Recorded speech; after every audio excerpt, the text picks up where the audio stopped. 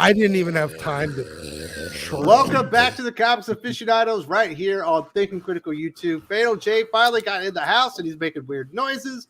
We got lots of stuff to talk about with Dawn of DCU. We have a recent article. Yeah! What the Don't fuck do that was again. that? No, that was way too fucking loud.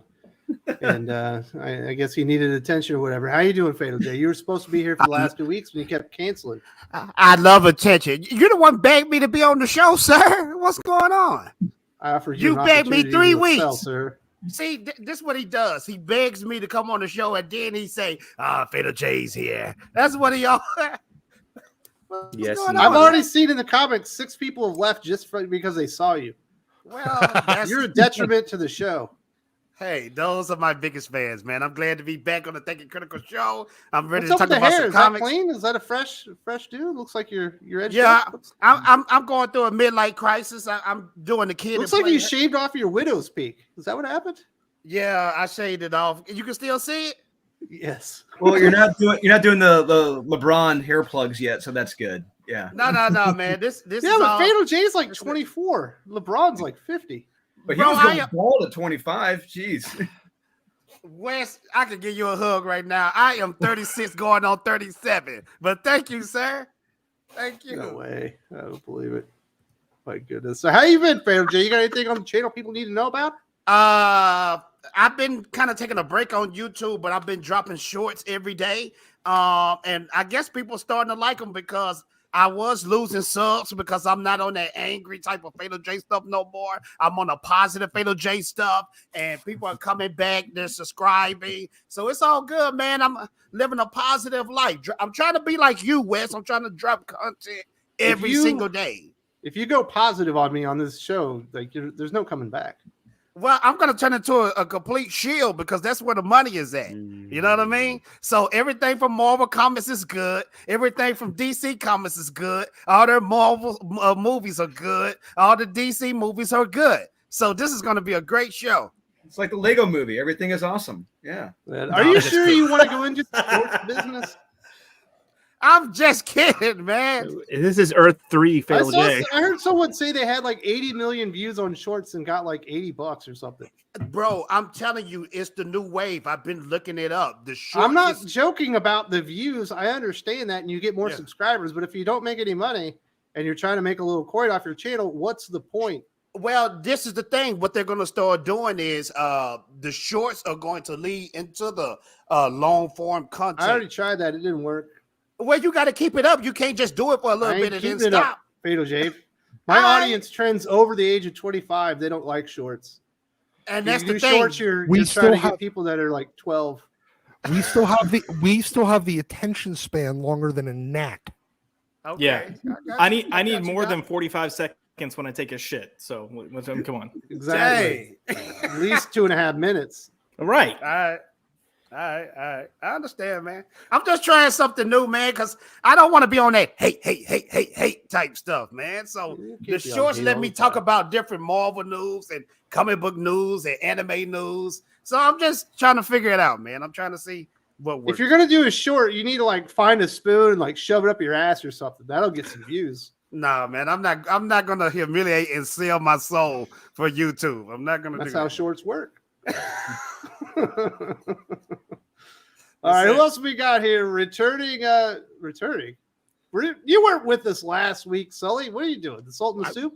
Wasn't I? Or was it? Yeah. It was the week before. I was. Yeah, you weren't here last week. Returning. Return. How you doing? I'm doing well. So you're a Southerner.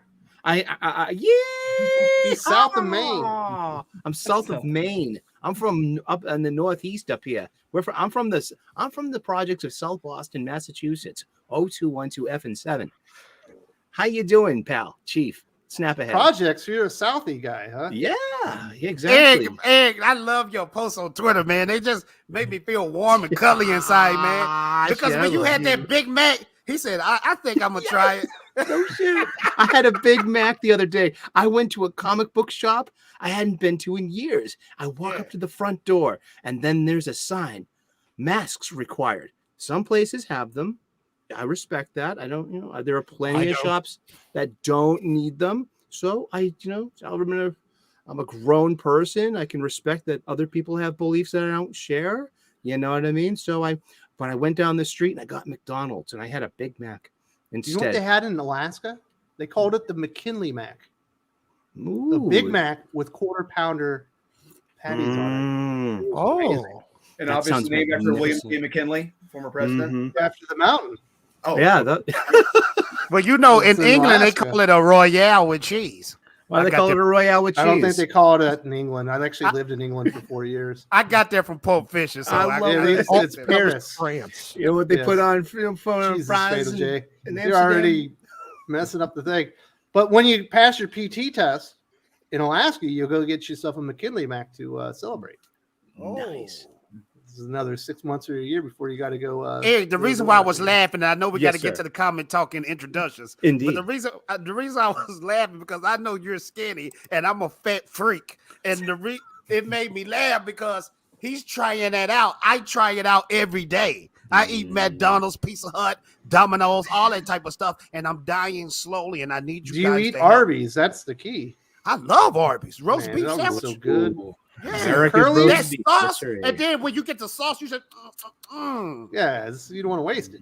yeah. Absolutely brilliant. Jay, Man. as a fellow Texan, I'm a little upset that you have not mentioned Whataburger. Like what? Whataburger. what's They going only on? have Fries. chicken strips. Nothing else they make is good. Well, Josh, the reason why I haven't mentioned Whataburger is because that's the top echelon of That's not fast food. That's a sit-in restaurant. that's not the fast food. It's almost like a delicacy. Yeah. It's in the middle between fast food and luxury. You know what I mean? Like Red Lobster?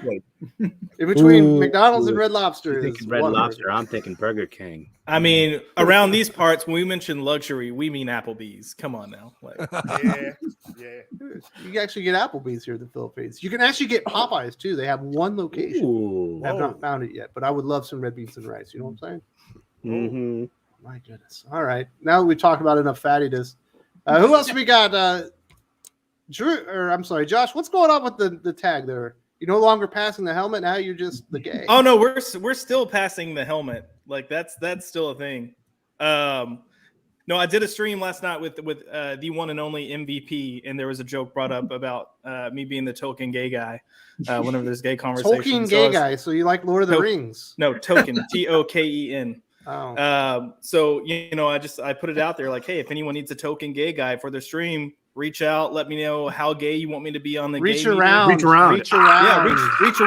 Yeah, reach around. Let me know how Yeah. gay you want me to be. I can be me, or I can like totally turn it on. Betches. Man, Nothing. Hello. what happened to the show, man? It went off the rails the moment know. you got here. I hate to It tell you. happens. I'm Jay sorry. messed it up when he did that weird screaming thing. I'm still. I'm sorry, man. I'm happy to be here, That man. was like some Oh, 'cause primal so- scream shit. I thought I begged you to be on here. I haven't been on here. Well, you did beg me, but I'm happy to be here at the same time. Man, it's been months since I've been on the I show, got man. messages being like, "Listen, my cam hasn't showed up. Please have me on next week." I was like, "I'll give you one more week."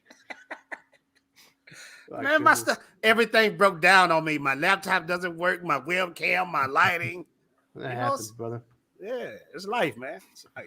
Who else we got? We got the author of Born of Blood. The third issue is live on Kickstarter for another day or two, right?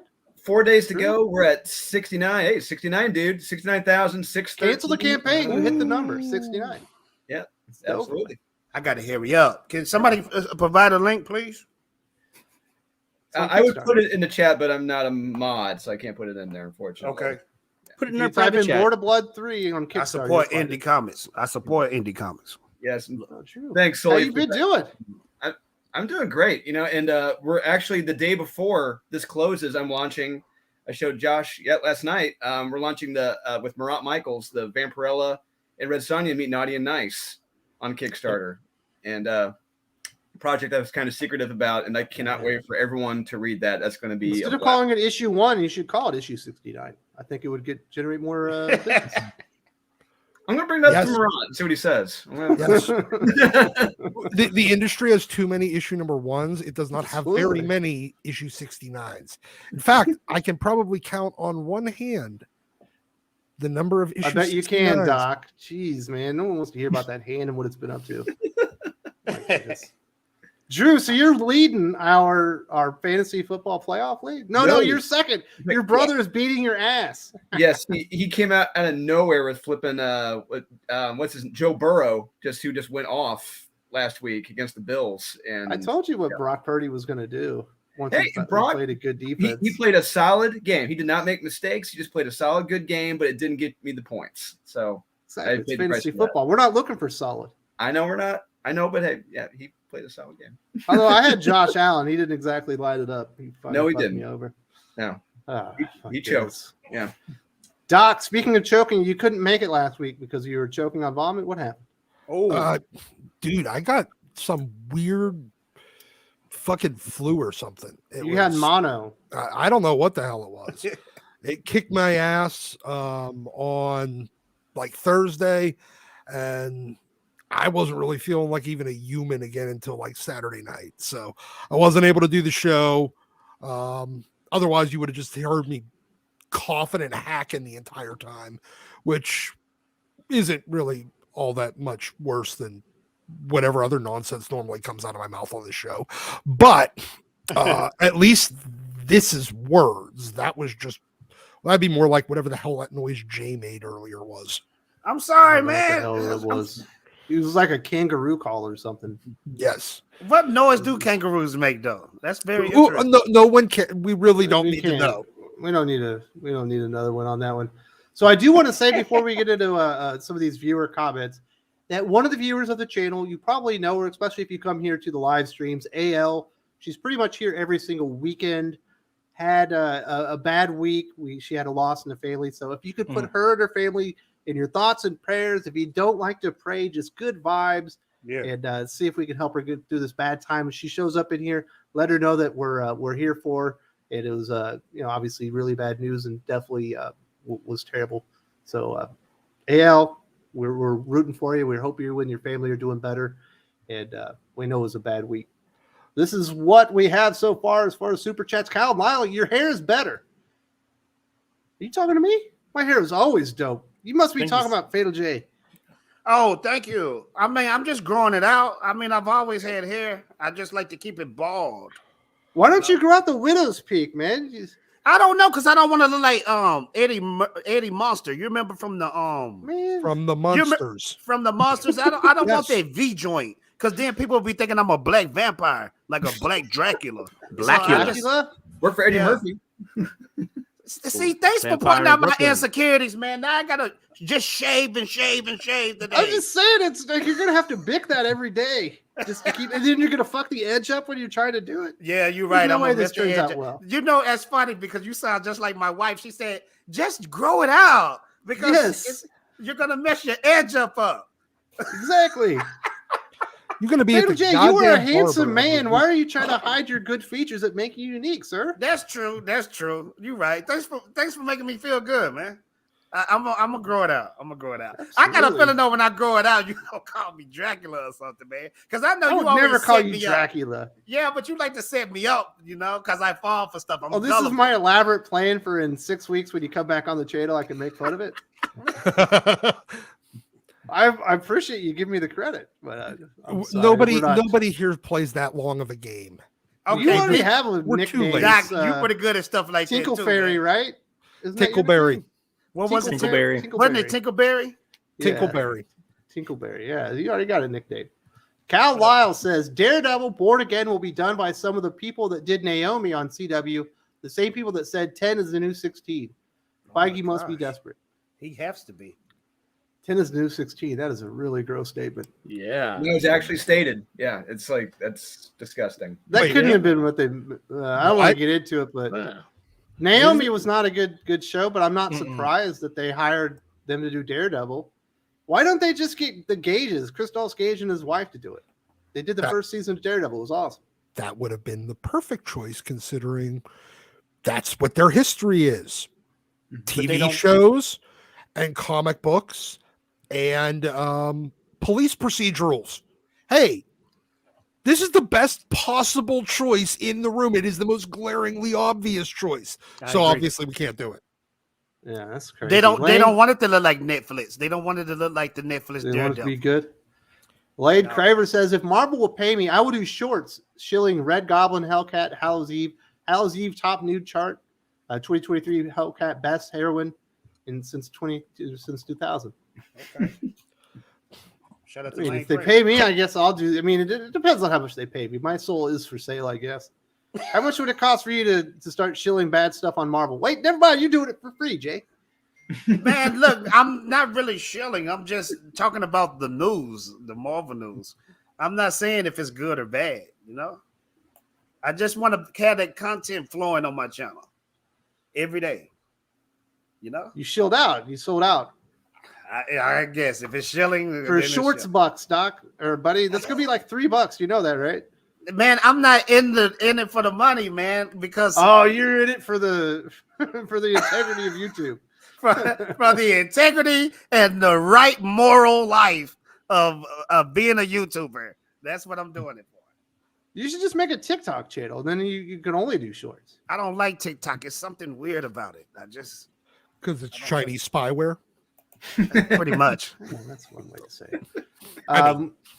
We do have AL. She is in the chats now. And like I said, definitely reach out to her. She's having a bad week. Had a loss this week. And you are in our thoughts and prayers, AL. We're thinking about you.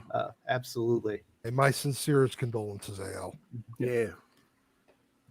Justin Adams says, do we have high hopes with the new Green Arrow and Titans announcement? Also with the teaser of Aquaman in the Lazarus issue, will they announce a new Aquaman title? If so, the authors that they have in mind. I've heard there is going to be a new Aquaman title, but I bet it'll be Jackson Hyde again. So I don't have any high hopes for that. They've had I can't remember the name of the writer that's been doing all the Aquaman stuff. It was Bob. It was 2 writers, but they weren't very good. As far as hopes for Green Arrow, that's Josh Williamson, right? I think so. Yeah. I believe it's Josh Williamson. That one's probably going to be pretty good. I have no hopes for Titans. Tom Taylor, I know you really liked his Nightwing series, and it's definitely the most it's best ongoing he's done in a while. But what you're going to see, because this Titans is basically Dick Grayson, but with the JLQ around him. And instead of like Nightwing, where everyone's telling Dick Grayson how great he is, he's going to be telling John Kent and Jackson Hyde and Jace Fox and Yara Flor how great they are. And I hope see that being really exciting. Are we jumping into the first topic already with this? Well, we're segueing into it. Yeah. He brought it up. Yeah. Do you have high hopes, Drew? Is that what you're saying? Fuck no. I mean, you read that interview that Tom Taylor gave where he's pretty much just blowing himself. It's pretty much him taking the Nightwing, everything he's done in Nightwing, and putting it into the Teen Titans, or I'm sorry, Titans series. So it's turning into a shitty RoboCop 2 knockoff of this, where you have all those crappy prime directives he's got to do, like 200 some odd crazy bullshit. And it's like, that's what we're going to get with this, where it's like, no, we want these guys fighting supervillains, not talking about global warming, not talking about people crossing the street incorrectly. It's like, no, let's focus on fighting supervillains, guys. If you read that interview, it sounds like we're not going to get any of that. And I'd be surprised if any classic supervillains show up at all in this comic. Tom Taylor doesn't know how to write superhero comics. He just knows how to use things as a vehicle to talk about whatever weird social agenda he wants to talk about. That's it. His Australian politics, what he thinks the world should be. Yeah. Like. Wow. He can stay over there and get punched by a wallaby or something. I don't care. Yeah, so we'll see. I think the Green Lantern series has the most potential to be good, in my opinion. You know what? Actually, Tom Taylor is the reason why we need to just shut off the internet to Australia. All right. So hey, I'm looking forward to a new Aquaman title. I like Aquaman. Do you like Jackson Hyde? I have no clue who that is. That's one of the new That's writers. the guy that's replacing Aquaman. Oh, you're gonna love him, Jay. He's black and he's queer. Yeah. And you know what? He really represents what we're trying to sell today. Yeah, because I love representation. Shilling for DC. And he likes killing people from Batman Fortress. He's willing to kill people. Just a bit of a murderer. Yeah. So we'll see what happens. Obviously, we have one series I think is going to be great that we're going to get to here in a second. Carrie from Nerdy Girl Creates. Morning, guys. Disney probably going to have have to replace Matt Murdock with Elektra by the end of the series. Well, they are catching up to the recent Marvel comic stuff, and that's what they did there. So You guys Definitely see that enjoyed happen. this No. return? Hold on. By the end of the series, Matt Murdock will turn into Elektra. the surgery. And he'll get some. That's what they mean by born again. He's born again into a new body. Very Born nice. to a 10-year-old girl saying 10 is the new 16. Yeah. Cal Lyle says, I think they made Philip Kennedy Johnson nervous on his current Alien issue. I might or may not have figured out it's a prequel to his first Alien run. Don't think too much about it. This series is terrible. it's not worth reading. I even like bad Alien comics, but this one kind of got boring for me. Yes. I like Philip Kennedy Johnson. I think he's more of a fantasy guy rather than a horror writer. I enjoyed the annual 2022 that he wrote. It had great art by Salvador Larroca, and I really do like those old Dark Horse Aliens comic books. So at least that was like a one and done. Did you read Alien Dead Orbit? Oh my god, James Stokoe? That sounds so familiar. If you haven't read that one and you like Alien, go read that. That's the last great Alien comic book that we've seen. The Dead Alien Orbit, and Predator- James Stokoe art, absolutely brilliant. The Alien and Predator Dark Horse comics, they was off the hook. I used to read them in middle school, man. Yeah, All the different lore. Was that lore canon or was that not canon? I don't think it's like Star Wars and Yeah. Marvel. You know what I mean? Oh, okay. There's They no just kinda real scuff around. canon. Caleb says, because he teased a creature, he teased in flashbacks, and I think his newest one explains the origins of this creature. I know in the art with Salvador Larroca, he was throwing a bunch of stuff in the original series for Alien that wasn't supposed to be there because he was taking like action figures and then illustrating them into there. So I don't know if they're trying to explain that maybe. But we shall see. All I know is a bunch of shitty androids fighting aliens, and the androids are as unlikable, if not more unlikable, than the aliens. It's like, I just want everyone to die. Just kill everyone, please. Nuke it all from orbit. Yep. Only way to be sure. The only way to be sure. Yeah, we'll see what happens with Alien. I love Alien comic books. Like I said, I even like the bad Alien comic books. I do too. The only I've only read like 3 series of Alien comic, and the only one that I actually really liked was the Wildcats Aliens crossover because it killed Stormwatch. Yes, that was amazing. Did y'all guys like playing the old Super Nintendo Aliens versus Predator game? No, I didn't play that one. Wasn't that on man. Super Jaguar? Nintendo was for losers. I had Sega Genesis. What? Fuck yeah, Sega Genesis. I had both, but I agree Sega was a tad bit better. Sonic. I agree. Sonic, yes. NHL 94. Dude. Yep. Heck yeah. Confessor. Jungle Strike and 93. Desert Strike. I was playing those with the helicopter, just taking out bunkers. 93 when you could still make Gretzky's head bleed. Head bleed. That was when hockey games were good. Yes. Caleb says the Xenos are drawn better. Okay. So Salvador Larroca's putting a little bit more into it. That's good. Or news. was. He's not on the art right now. Oh, he was just doing the annual. He did the first initial kickoff series with Phil Kennedy Yeah. Johnson a couple years ago, but he's doing the Extreme X-Men now with Chris Claremont. Yeah, that's He was too busy just tracing pictures of action figures for he can't. all he- right, Doc. We he already sucked- explained that one. He sucked it. Let's talk With about the this alien new art. Dawn of DCU information. We got some new titles coming out. It turns out there's not going to be 2 Green Lantern books. One was going to be Mariko Tamaki with Hal Jordan. The other was going to be Philip Kennedy Johnson on John Stewart. Now there's going to be 1 Green Lantern book with Jeremy Adams, which it feels like, did people listen to us? Did they finally realize nobody wanted a Mariko Tamaki Green Lantern comic book, and there was no reason to have a standalone series for John Stewart? It feels like it. So I thought that was good news. We did get the confirmation, which I already said on the channel, that Tom Taylor was going to be writing this Titan series. And we also have a new Cyborg comic book coming out from one of the new Milestone Initiative, graduates, but with the art of Tom Rainey that I think is a very bad fit. Let's talk about the good news first. Sully, you have been a fan of Jeremy Adams' Flash run. It's one of the things that brought you back to comic books and kept you here. Are you excited for a Jeremy Adams Green Lantern run? Yes, I am. I'm actually a huge Green Lantern fan. I was ever since I was a kid and Super Friends, Green Lantern. It's like super. Batman's always got a place in my heart. You know what I mean? But Green Lantern was just the coolest, and just so I've got I've got long boxes full of old GL trade paperbacks, the entire like 1 year later, love Green Lantern. So I'm really looking forward to this. I'm not too sure about the art. I mean, I saw a little bit of the art that was previewed. I'm like, okay, sure. But as long as, Jeremy Adams is taking care of the story, then you know what? Chances are it's going to be just really fun, really good. It's going to fit with all the Jeff Johns stuff. And it's going to fit with, all the Judd Winnick and Ron Mars stuff, too, that came before that.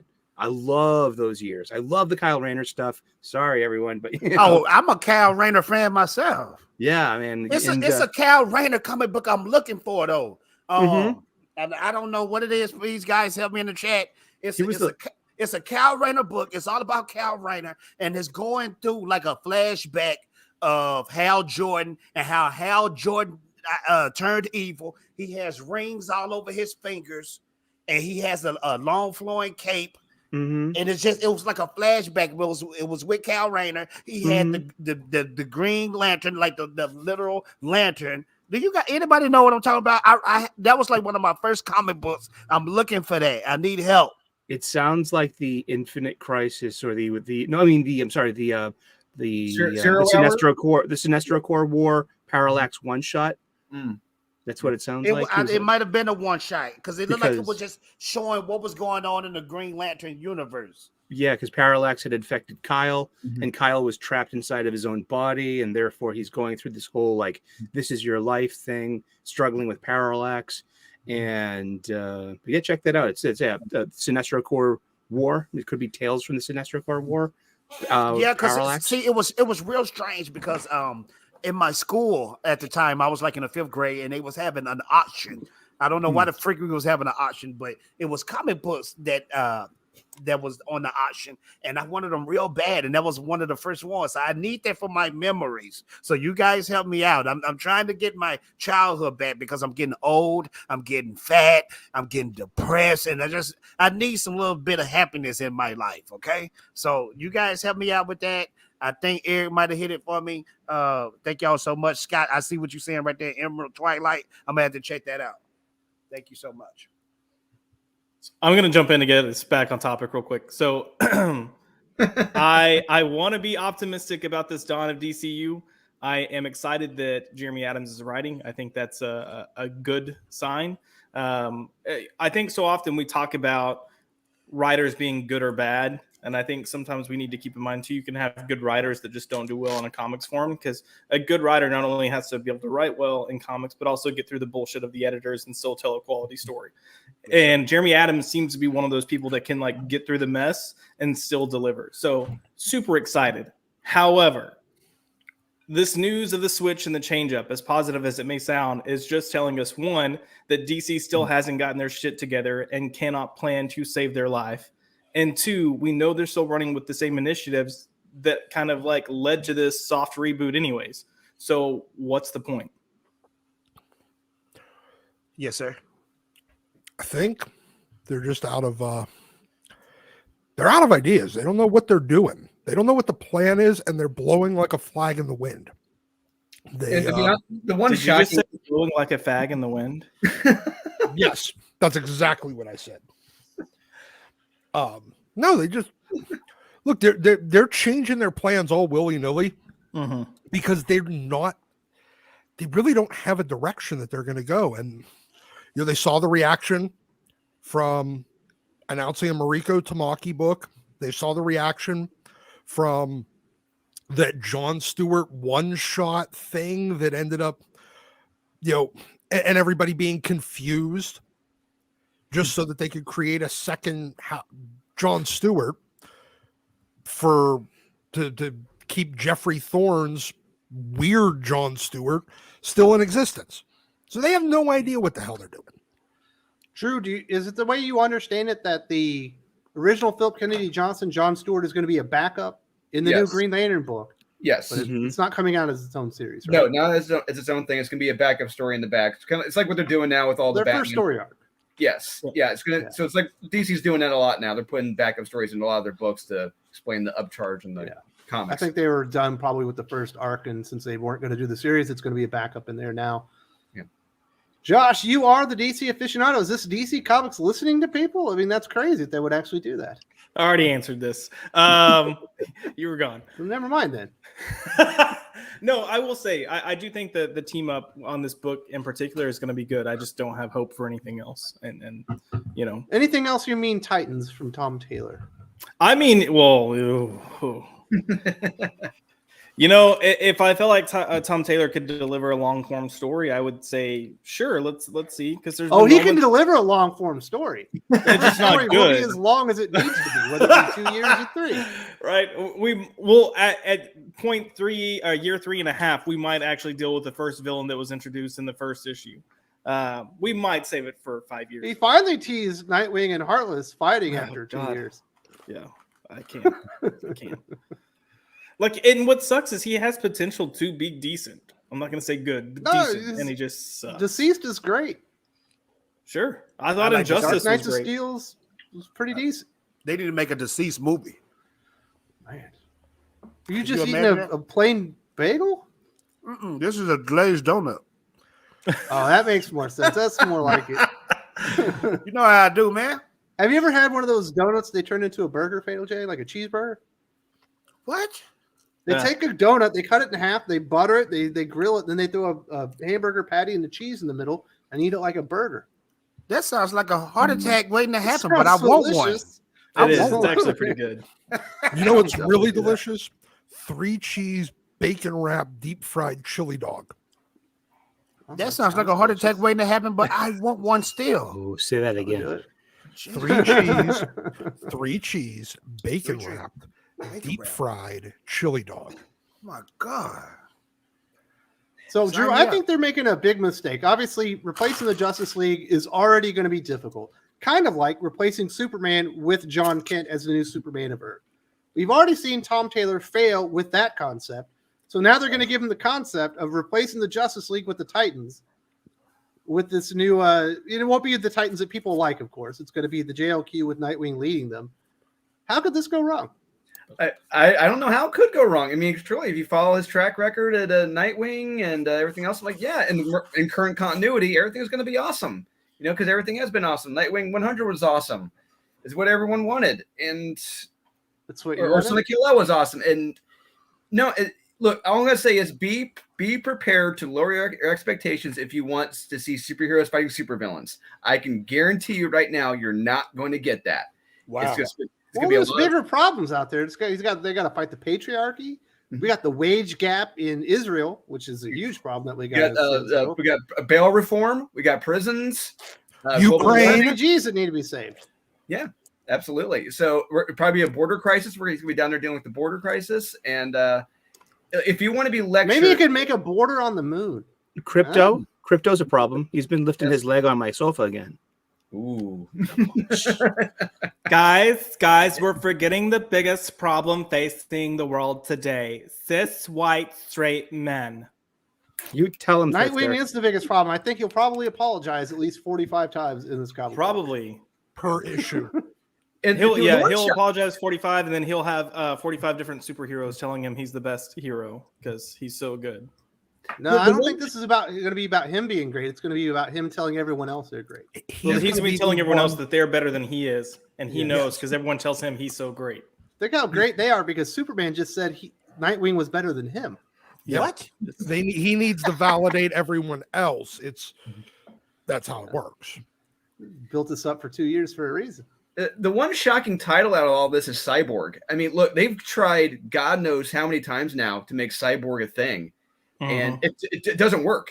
He's a great side he character, sucks. but not a He great sucks. leading character. He should be on the Titans yes, where he exactly. belongs. Yeah. I mean, With they've Gar- had Marv Wolfman, Jeff Johns trying series with them. It does not work, and yeah, fifth time's the charm. Yeah. Certainly not with an artist like Tom Rainey. I don't get that at all. He was awful on Green Lantern, and everything that didn't work with Tom Rainey and Green Lantern will not work with Tom Rainey and Cyborg. The guy doesn't do technology. He's more like a fantasy artist or something. These are the guys leading the charge. These are the great ideas they got. What I could mean, go I wrong? imagine he's not one of their top flight artists, so why put him on a book that could do well? But Because he's cheap, he's available, and he gets his work done on time. probably what it is. I don't know, Fatal J. Are you excited? I'm excited for this this Green Lantern book at least. This is Yeah. something to be excited about. Me too. I'll check out the first issue, and then I probably won't You do a short about it? get the rest like I usually do. Yo, boys, These this comics- thing is absolutely awesome. You gotta check out the new Green Lantern shorts.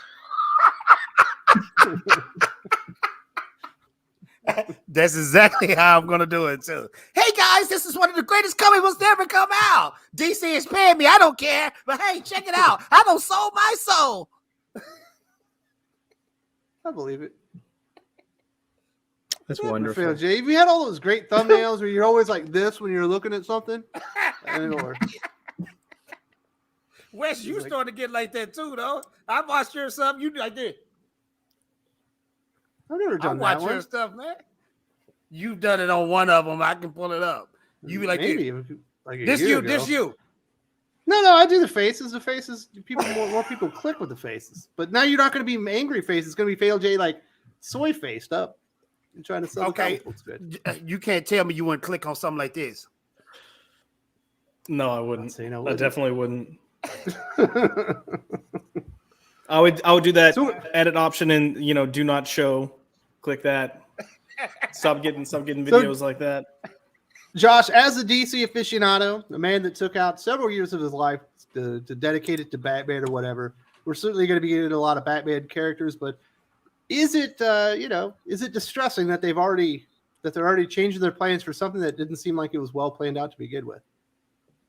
Oh, absolutely. And this is actually kind of the point that I was bringing up is just, like you see it already happening with Green Lantern, and with Green Lantern, it sounds like it's a good thing. Like it sounds like it's a good change. So I'm hoping for the best. I'm hoping whatever changes they're shifting to are going to be positive changes. My issue is I don't think they're going to stick with it long enough to make it worthwhile. And I think that's where we're going to see the problem come in, is they're going to keep throwing stuff at the wall to see what sticks, but they're rethrowing things that they already saw didn't stick. It's just like desperation of like, we're going to make these gay Tim Drake is going to work. And they're going to like keep pounding that in.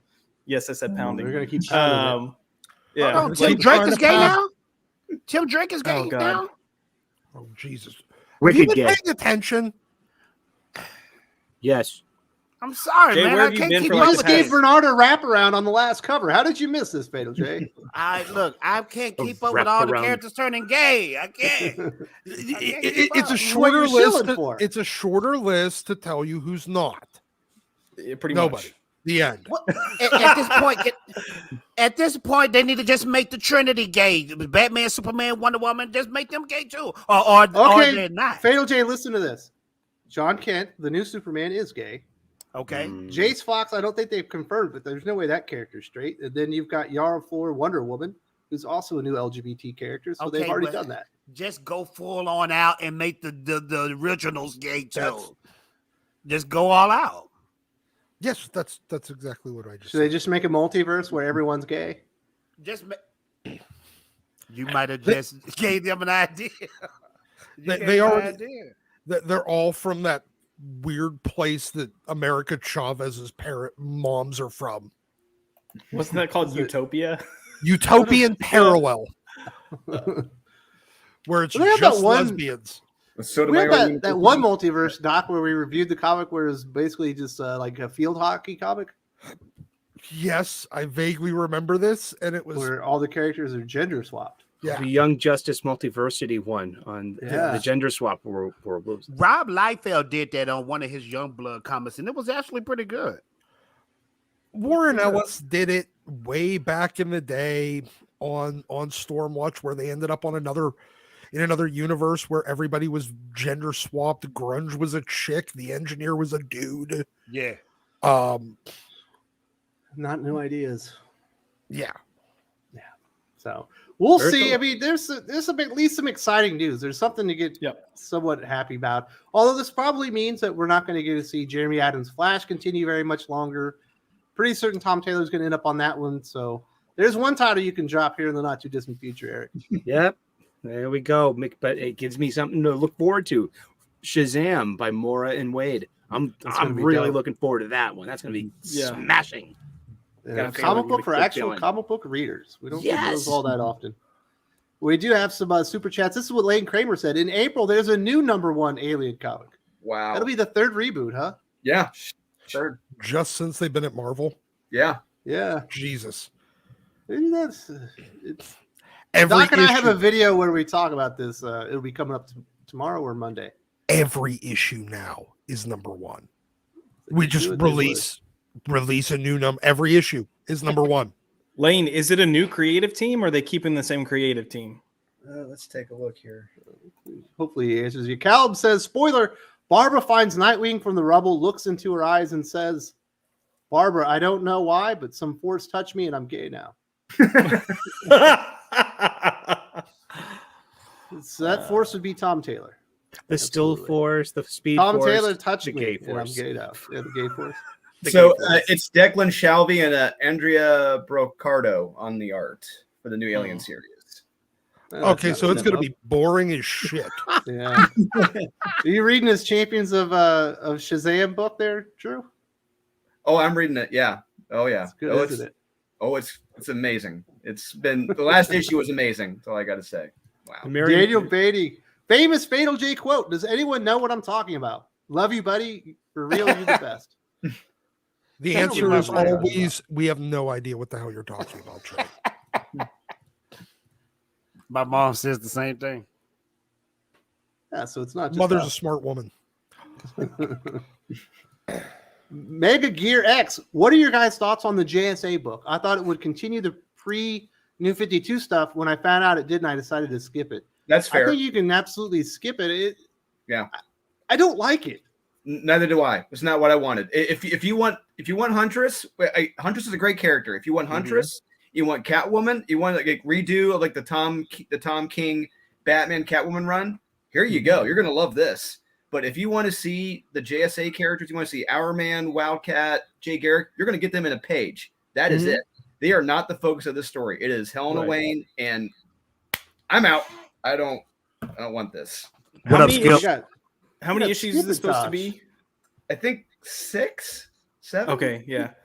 I read the first 2 issues. I didn't think it was bad, but I was on the same boat as you, Drew. Like I wanted more of the original JSA, and I was trying to figure out how many issues it was going to be. If it were 12 issues, I'd be on board. But if it's 6, we're already 2 in. That's a third of the book. Like they need to get after it. Yeah, we got Skip and Tosh in here. Love seeing him. He is an enormous Kings fan. He actually has a Kings like podcast and stuff. So he is having a good year. It's been a while. LA for Kings him. or Sacramento Kings? Sacramento. Okay. It is. You think Skip and Tosh likes hockey? I don't He could break the know. mold. I love hockey. I liked hockey when Wayne Gretzky was in it. Been a while then. Brainwave relaxation. Yo, thinking critical. You in the Philippines? If so, how's the comics community there? Do they share our same views? I am in the Philippines. And there isn't much of a comics community because there's only one city with comic shops, and that would be Manila. I do not, unfortunately, I do not live in Manila. I found some comic book fans here, and they mostly read old stuff.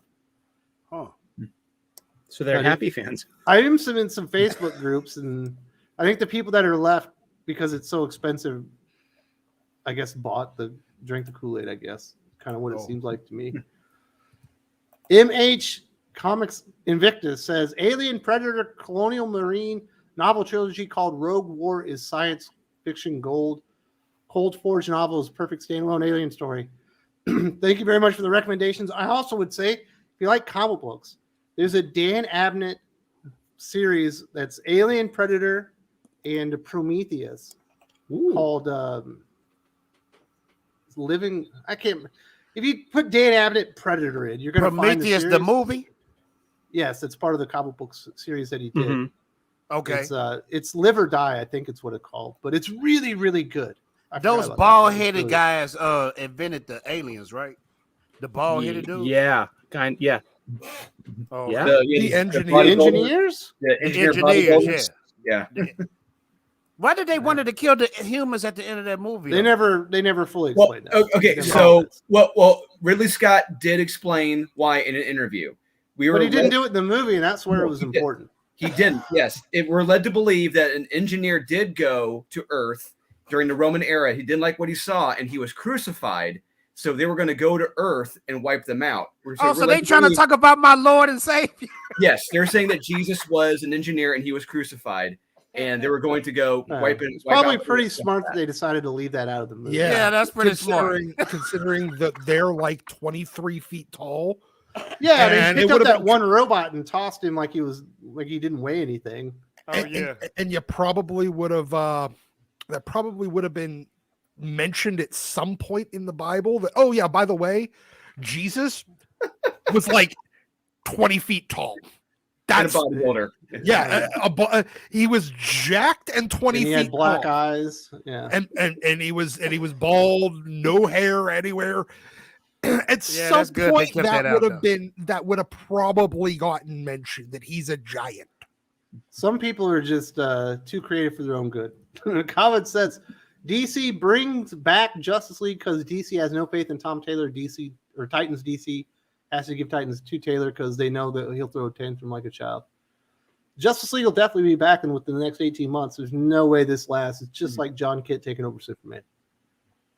It's just like it's already hard enough to pull it off, and then you try to pull it off with Tom Taylor. It's just not going to work if you ask me. But hey, maybe he'll pull a fast one and actually write a good comic book story there.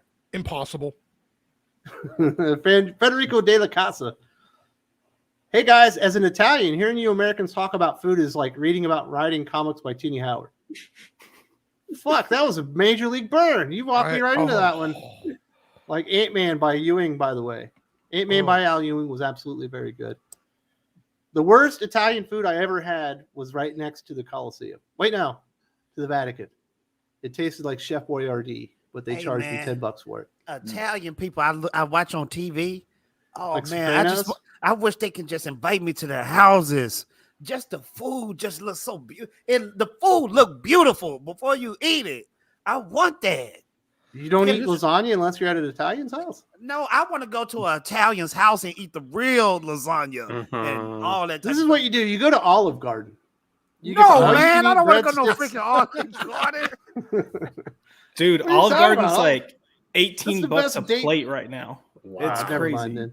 Soup and The salad. Soup and salad. Soup and salad, yeah. That's what you They do. get You you get all full, you get though. free I'm not gonna breadsticks. lie. Unlimited They get you full. breadsticks. The Zuppa Discata.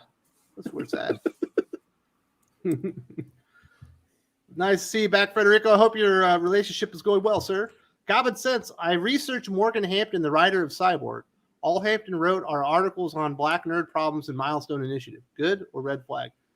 I don't know. I mean, he went through the program, and apparently that writer had the most potential, so they put him on the first series. Was Hey, it that the most Milestone- potential or was he just the cheapest? Also, I I'm don't- going to let you know my red flag was apparently he goes by Mo, which is fine, but his Twitter handle is Mollennial. So I'm like, Oh, better than Mo Lester, right? Somebody, you need to punch him in the dick for that. for Mo Lester. No, That'd be no, worse. millennial. Oh, well, I don't. I, honestly, no. He needs to. If it was Mo Lester, he'd need to go and you need All right, to- we've run a that wood joke in the chipper. ground, Doc.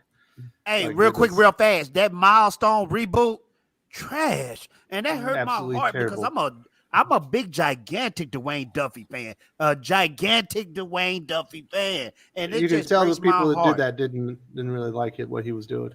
They got all the characters wrong. Very wrong, man. That hurt my heart, man. Because I was really hyped about that all that coming back. Jeez Yeah. Louise. Gervais and I talked about that when he was pretty down on it too. You know, he worked for Milestone back in the day. Yeah. Justin Adams. So Green Arrow is a maybe. Green Lantern is a yes. What about Shazam? And absolutely. Batman Brave and the Bold. What is that all about? Aquaman, did you say it was the young gay guy, or is it going to be the Aquaman we know, Doom Patrol? So Batman Brave and the Bold is Tom King, who's also doing a Penguin series. I'm done with Tom King. He's got the potential. He's got all the potential in the world. He just has no execution. We'll see about the Aquaman stuff. I mean, obviously they could come back with Arthur Curry and with a good writer and stuff. I mean, Dan Abnett's Aquaman run was only like 4 years ago, and it's really, really good. If you like Aquaman, go read that one. You will absolutely like it. There's some good stuff with Beer as well. Doom Patrol, I think, is Dennis Culver. who's not a bad writer, but he's not exactly great. But Doom Patrol, not everyone's going to be great with Doom Patrol. That might be the right series for him. I love Doom Patrol, Josh. Yeah, I love Doom Patrol as well. I think my problem with Doom Patrol is you get too many writers that aren't naturally quirky, so they go into Doom Patrol trying to see how weird they can be, and they focus too much on trying to be weird and offbeat instead of just telling a story with weird and offbeat characters. Batman Brave and the Bold is probably the biggest no for me here, and the reason I say that is the Brave and the Bold title is typically known for being the kind of lighthearted, just kind of fun, romp, like 60s vibe type Batman stories. And that is everything that Tom King is not. So I'm concerned he's going to come in and be like, let's see how depressing I can make these like 60s Batman caricatures. So I'm definitely not looking forward to that. Justin, if you were looking for a recent Brave and Bold series, it's from Liam Sharp. He writes and illustrates it. And it's all about Celtic lore and Batman and Wonder Woman going into like this Celtic fairyland kind of thing. It's called Batman and Wonder Woman Brave and the Bold. Absolutely brilliant. Not the greatest ending of all times, but really, really good series. Probably the best Batman Wonder Woman art you're going to see. Liam Sharp is a really good creator. So if you want some Brave and the Bold, go check that one out. You'll be very happy. Brave and the Bold was always like the Adam West type Batman. It was it was a team up. It was Batman with a weird C-lister. Like my favorite. But it was always like in a weird setting that they shouldn't be. Yeah, kind of what they would do. Yeah. Brave and the Bold was the same as Marvel Team Up was. Yes, at Marvel. Neither of them actually had Batman in the title, but he was the character that everybody teamed up with in that book. Yes, same way as Spider-Man was in Marvel Team Up. Yeah, he was putting B-listers over, like trying to Creeper, Nemesis, these great ones from like the Bronze Age. I love those titles. Brave and the Bold's awesome. I was looking forward to it until you said Tom King. Yep. Yeah. Seriously. Thank you for the warning. But Shazam, Mark Waid, Dan Mora, that's why you get excited for new comic books. Absolutely. Unless you're Doc. Then you're not no, excited. and then you don't even care. And you're not a DC fuck guy. Mark Waid. Anyway. Also, fuck Mark Waid. I still won't buy it. Even if I was still buying comics, he doesn't get a dime from me forever. That's good. Drew, what do you think about these? Were we off base on this? No. Are you excited about the Doom Patrol? No, absolutely not. I mean, Doom Patrol is a big question mark, like Josh was saying. Some people come in trying to be as weird and quirky as they can. A lot of times it just does not work. Really, the one guy who did Gerard Way, when he tried it, it didn't really work for me. I don't think it worked in general. And the last run I really kind of liked was when J.M. DeMatteis was doing it, I think pre-New 52. I thought that was kind of a fun take on it. But see, one of the things about Doom Patrol I think these creators don't get is really at the heart of it is the humanity of the characters, despite being really weird. Yes. And they're trying to be a part, and they want to help people. Yeah. Despite nobody wanting to talk to them, kind of like the X-Men, but for DC. Yeah, exactly. And that's what they were. And they're created right around the same time, too. But the Doom Patrol came first, though. Let's get it right. Yeah, they did. But the one title I can't wait for, it's got to be another 5 more months, unfortunately, is the new Shazam, new Captain Marvel book, called Captain Marvel, with Mark Waid and Dan Mora. That's going to be amazing. And, God, June isn't coming quickly enough. Yeah, absolutely. Caleb says, off topic, Ant-Man 3. When you hear they made last-minute changes at the last minute, weeks before release, what does that tell you about the studio? As soon as I saw Bill Murray in the trailer, I'm checked out. This is not the movie I want. No, this is not what I want. Can you explain, sir? Because you didn't like Zombieland? I like Zombieland. That's a comedy. It's like they're going as soon as I see Bill Murray. Ant-Man has been a comedy series since the first movie. But that's going to be the focus now. It's mostly going to be a comedy, and it's like I don't want any part of this. I'm tired of fucking laughing and not having nothing taken seriously. I want fucking stakes. I want to feel like our heroes are actually in trouble. They're threatened. They're going to struggle. And I thought Ant-Man and the Wasp sucked, so I've already checked out. Yeah, it did suck. It sucked. It did suck. And then the best parts they had were in the trailer. The first one was fun. So it's my understanding that they went back and reshot to add comedy because it was lacking. So I think you're gonna I think the question is how much comedy you're gonna get in this. because crap, I can't think of the director's name. He was pretty adamant going in that he wanted to do something that actually had stakes, that felt high level and wasn't just a skippable movie, and that's how people kind of viewed Ant-Man movies. So I think it is going to have a rather serious tone. We'll have to see. I So. think I that just hope Blade that dude is villain going to doesn't rock come it, back. though. What was her name? Storm or something? Storm? You mean Ghost? Shadow? Ghost. Ghost. Oh God. I feel like you could actually do some cool stuff with Ghost based on her power I set. agree. But, Yeah. I agree. yeah. And she was the only one that wasn't a super soldier on that team. No, hold on. Sorry, Well, I'm You're thinking. You're thinking about I'm you're thinking about the new stuff that's coming out. Thunderbolts. Apparently, Sorry, she's. I was just saying that character was as exciting as paint drying. You know what I'm No, saying? man, There's I'm no sorry. personality I'm whatsoever. thinking. Oh, agreed. I'm thinking too ahead of myself. I'm thinking of Thunderbolts is coming out with Ghost. Like, But they- yeah.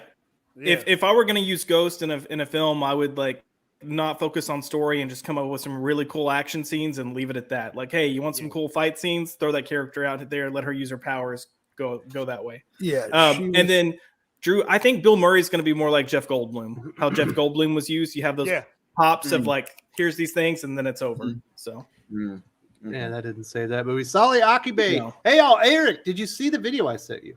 I didn't, but I will look again. I don't think that I don't think you can leave links in comments. I'm not sure. Yeah. On YouTube? Yeah. Yeah, you can't- can't. You Okay. can't unless I you're a can. moderator. Unless you're a mod. Okay. And But I unless gave you're him one of those dating sites too. What I get? find But one. Sally, I put a a porn bot. Sully, I remember I said I'll kill you last. I lied. I put my my Twitter handle in the chat. Hit me on a DM, and I'll look at there. Very nice. He also says, Wes, have you seen my email from last month? Yes, I have. You are in the queue, sir. I have like 8 emails that I still need to get to because life has come up. It was my wife's birthday recently. We've had a lot of stuff. We got visitors coming in. So I have been trying to keep up with the YouTube stuff and the emails and in life going as well. Wes, don't me a ticket or flight. I'll come visit you. We hang out, man. And yes, I'm He'll being dead babysit. serious. He'll babysit. You coming can go to- have a date night. I've got 3 kids, Fatal J. How many you got? I don't care. I have a grown son in high school. Freshman Exactly. high- You can leave them at home. Yeah, I can.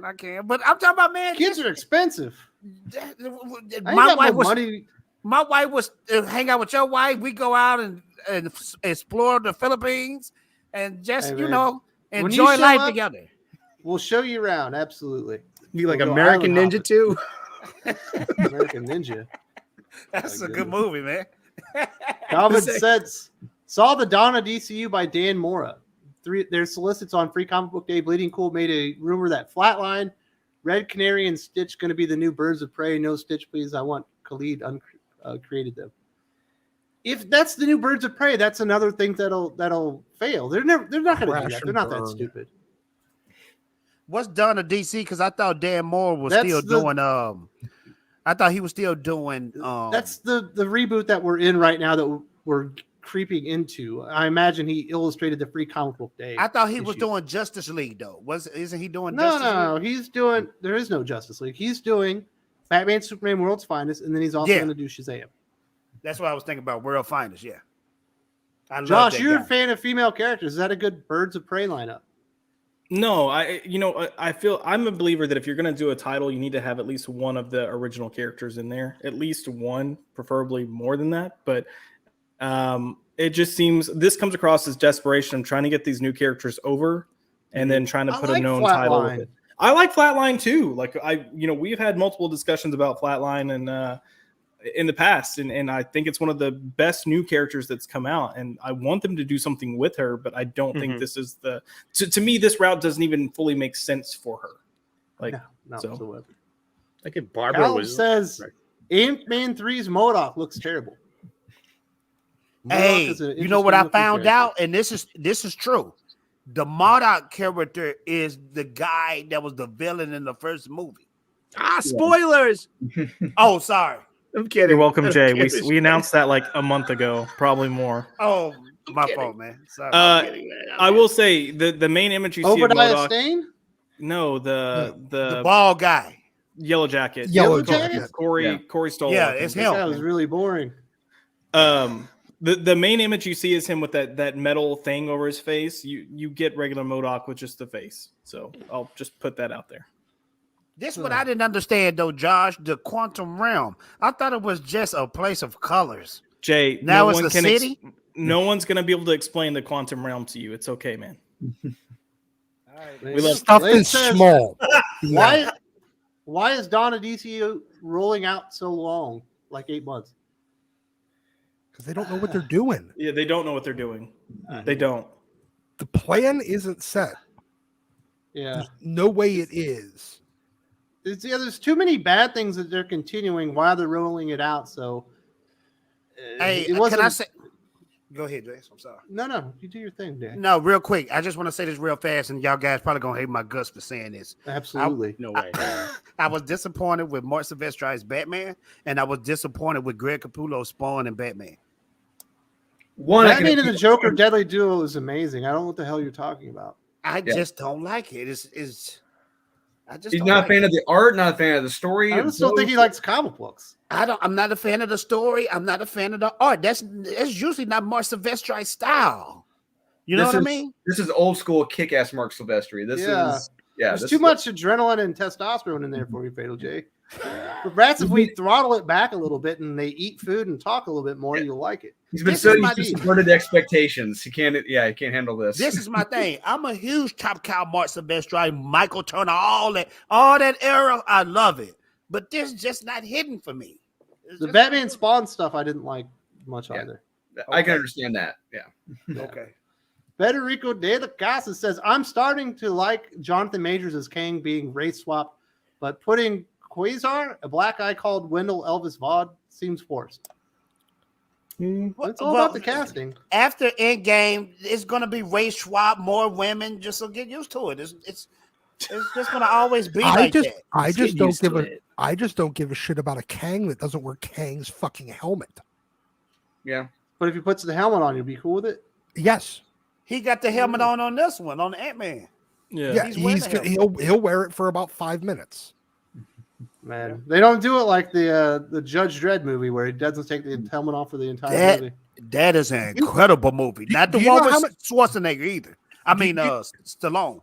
Do you know how many times? Do you know how many times I've seen Kang's face in the comics? About 0. Do you know how many times I've seen Jonathan Majors' face as Kang? Just about every single second of it. Every trailer, it's his face. You never see that mask. Yes, we got a celeb in the building. Yellow Flash in the chat. We do have Yellow Flash. It's like good to see it. It's like all the problem with a lot of the Spider-Man movies. Problem with all the Spider-Man movies is he takes off his fucking mask all the time. Man, all right. Common Sense says there are better DC characters than Stitch, like Crush, Tanya Spears, or Summer Pickens from Dial H for Hero. I miss Summer Dial H for Hero is a masterpiece. Dial H for Hero is kind of cool. I like Crush. She was a good character before. Who was that? Who's the one that wrote the Mariko Tamaki got a hold of her? Yeah. When she was just in Titans from Adam Glass or whatever, like it was pretty dope. Especially the Lobo crossover. Mm-hmm. Yeah, when Lobo kicked her ass and everyone else's ass on the team. Yeah, it was great. Yeah. Is Dial H for Hero a masterpiece, Josh? You know what? I remember really enjoying it. That came out around the set when they relaunched it. It came out with the Wonder Twins and all that. What was that line that Bendis did? Yeah, Wonder Comics. For me, I thought it was the standout of those comics. Was that Sam Humphries? Was that Sam Humphries? I honestly can't remember. It was him or Steve Orlando, I think. I can't remember. But yeah, it wasn't bad. Gonna see Doctor Doom in the MCU almost always without a mask. That doesn't make sense. They'll have Doom running around without his goddamn mask too. Yeah, it'll be Ryan Gosling running around looking pretty like Doctor Doom. He's gonna be Doctor Doom? I think that's the rumor. Yeah. I thought Doctor Doom's face was disfigured. Yes, that's the whole point. Hold on, you said Ryan Gosling? Well, if you go by, I can get down with that. If you go by the John Byrne philosophy on it, like it's that he has a small scar on his face, and he's just that vain about it, and that's why he wears the mask. Mm-hmm. That's cool. Oh, I always thought he looked like Deadpool under that mask. There's the two thoughts. Like he's either horribly scarred like Darkman, or he looks like Ryan Gosling just has a small scar on his face. He's Darkman. that vain, and that he just that Liam twisted him. Neeson. That's so And- That's a interesting. very good one. And since Ryan Gosling has all of the acting range of a 2x4, it's going to be terrible too. Jesus, I can't- Doc, you have some really Doc, fucking I bad gotta takes today. I definitely disagree. Did Have you you ever see The Drive? Notebook, man? Have you seen Drive? The That's like one of Notebook. the best movies of all time. Notebook. I'll Drive cry right might now as- if I watch it. Drive might as well have been starring a plank. What? It had All right, we're not doing this. We're not doing this. Doc is just trying to provoke you. He Let's have move to on be, to the 'cause next topic. Drive is incredible. Don't poke the J. doesn't Don't poke let's the do- J. let's do speech facial praise. expression the entire Let's movie. talk about floppy comic books. There was recently some analysis by Brian Hibbs with his Tilting at Windmills newsletter. Doc and I, in fact, have already recorded an entire conversation about this, but it doesn't sound good for floppy comic books. Drew, you work in a comic book shop. Mhm. We've heard from a lot of comic book retailers are having to go in different directions rather than, basically selling the stories from DC and Marvel comics. It just isn't working anymore. And it sounds like he has had a lot of frustrations and it was an airing of grievances. What did you think about what he had to say? There's a lot of truth to it. Talking to Sean and seeing the numbers and watching our sales. I mean, right now, when it comes to ordering new books, the sales are down for us when it comes to Marvel, DC, and all that. I mean, you watch our live sales now with Ernie, and DC sales are dead in our store. Period. It is just sad.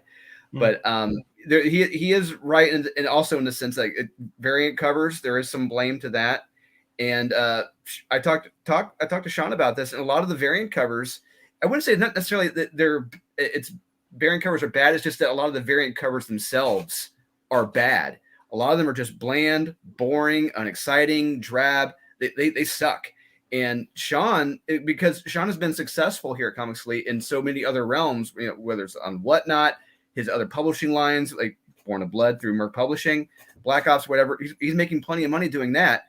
So he's strongly considering just stopping carrying Marvel and DC, the new stuff, because there is next to no money to be made in these books at all. Well, because a lot of them are the ratio variants, but you have to order so many comic books that you can't sell. Yeah, and a lot of you're hoping that you can sell them at ratio. You're hoping you can. A lot of times you can't. Not all the ratios are selling like they used to. Yeah, like a 1 in 50 ratio probably sell for like 1 in 25, 1 in 30 if you're lucky now. But a lot of times these ratios do not sell to where they were like 2, 3, 4 years ago. So I mean, look. Do you think it's because the new generation not buying the books, like the middle schoolers, the high schoolers? That's because they do so many of them. There's only so many people that are interested in ratio variant covers. Well, yeah, and like I said, another factor is a lot of these ratio covers suck. A lot of them just straight up suck. It's not just like J. Scott Campbell and the best artists doing them anymore. No, well, J. Scott Campbell is he's a shadow of who he used to be like 20 years ago. But John Royal is the new J. Scott Campbell. But a lot of if you look at a lot of these variant covers from Marvel and DC, they're just not even trying. They're really not. I can tell now. It's like these guys just shout out this cover in a day, and they just said, "All right, good to go." That's your I've one. talked to a lot of artists. They say a lot of times when they're commissioned for these, they don't even know what the comic book is about. Yeah, they just tell don't. them to draw something.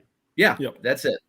And I know plenty of artists. One in particular, he's pretty much fed up and done with DC. I'm not going to say who it is. But after the restrictions they gave him and what he could do for a certain character on the cover, he said, "No mas, you're not getting my work anymore." And a lot of the blame can be put onto the publishers by restricting a lot of these talented artists by what they can and can't do. A lot of times, like we were talking about this last night, Josh, if you're going to do like a licensed property like with Star Wars, they can only stand there on the cover, only look straight, can't do anything physically imposing. There's no drama, nothing crazy on the covers. They can just stand there, just look straight ahead. And That's probably because if they did anything else, it would have to be okayed by Lucasfilm before they could be. Well, and Lucasfilm has said like they can't do anything on the cover. There's nothing at all. Period. And that Mandalorian comic is trash. Like I said, if you never watch a TV show, boom, you can watch it. You can read it in the comic right there. Because I got the first two, and the art is terrible. And I only got the first two because I know it's going to be a hot thing later on because that's the first appearance. But I agree. You got suckered, man. This is what you're going to be doing with that hot comic book in 16 months. You're going to be like, it's worth less?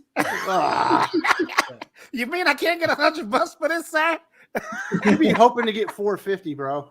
Hey, Yeah. I got a theory out there though. You guys don't laugh at me because I know Lay you it on guys me. like laughing. Okay, maybe we can make comics hot again by doing this. The comic book boom in the 90s was because of rare comics in the past, right? And people was treating comics like an investment. How about we make comic books rare again? Only come out with a certain That's what the number. ratio variant numbers are, sir. Oh, Yeah, but I think That's what a 1 in 1,000 is. I think Jay's you're talking having about scarcity. processes.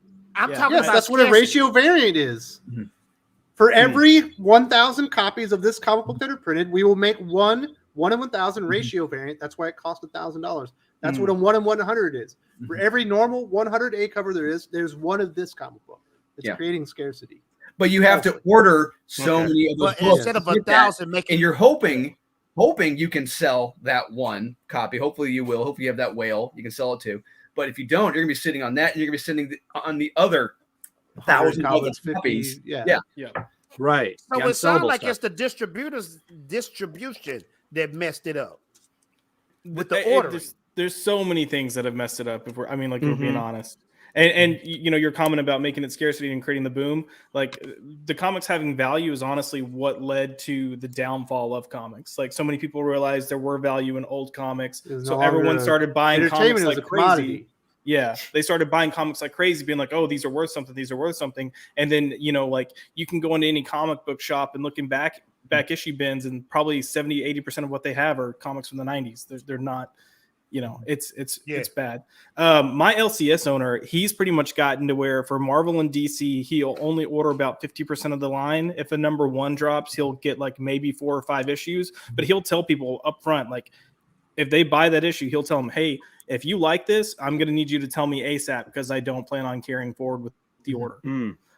So he'll try to get them on like a pull list. But even that, like he used to stack, this is going back as little as like 2 years ago, even during like COVID times, he would order and stack like 10, 15 issues of a book. Now he's only doing 3 or 4 total because no one's coming in to buy them.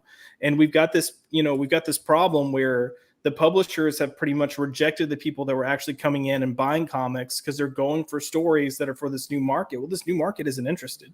And we talked about this last night. There's multiple reasons. The cost of comics, the bang for your buck that you get. We've got comic books that are coming in at $7.99 a pop. You can go get a streaming service for $6.99 a month and watch whatever the hell you want to watch. Like true. You've got to You can take a girl out to Olive Garden. Pay for both of you for that much. If you get super salad. Josh, let me ask you something though, real fast, real quick. Yeah. What is manga and webtoons doing differently than the West? I think it's an entry price point. Webtoons, you can pretty much go for free and read whatever you want. They're getting covered by advertisers. Manga, Shonen Jump, I think is $2.99 a month, and you have unlimited comics. Like there's something to be said about price of entry, and it's this conversation of cost and quality. But quality comes in 2 different forms. You have the quality of the work, so can you afford the people that can deliver quality, and then the quality of what you're getting as a consumer. Comics has not figured that balance out, and they're suffering because of it. But at the end of the day, I don't think comics is dead.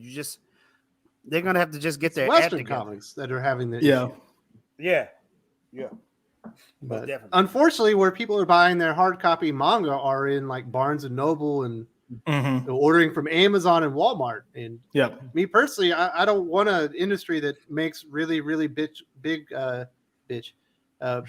corporations that are billionaire corporations, multi-trillionaire corporations, more money. I would actually like to see local comic shops make some money. That's why I get so frustrated with all this stuff. Yeah, and that's a give and take as well. We don't have a lot of comic shops out there, so getting it to these big corporations gets comics in more people's hands.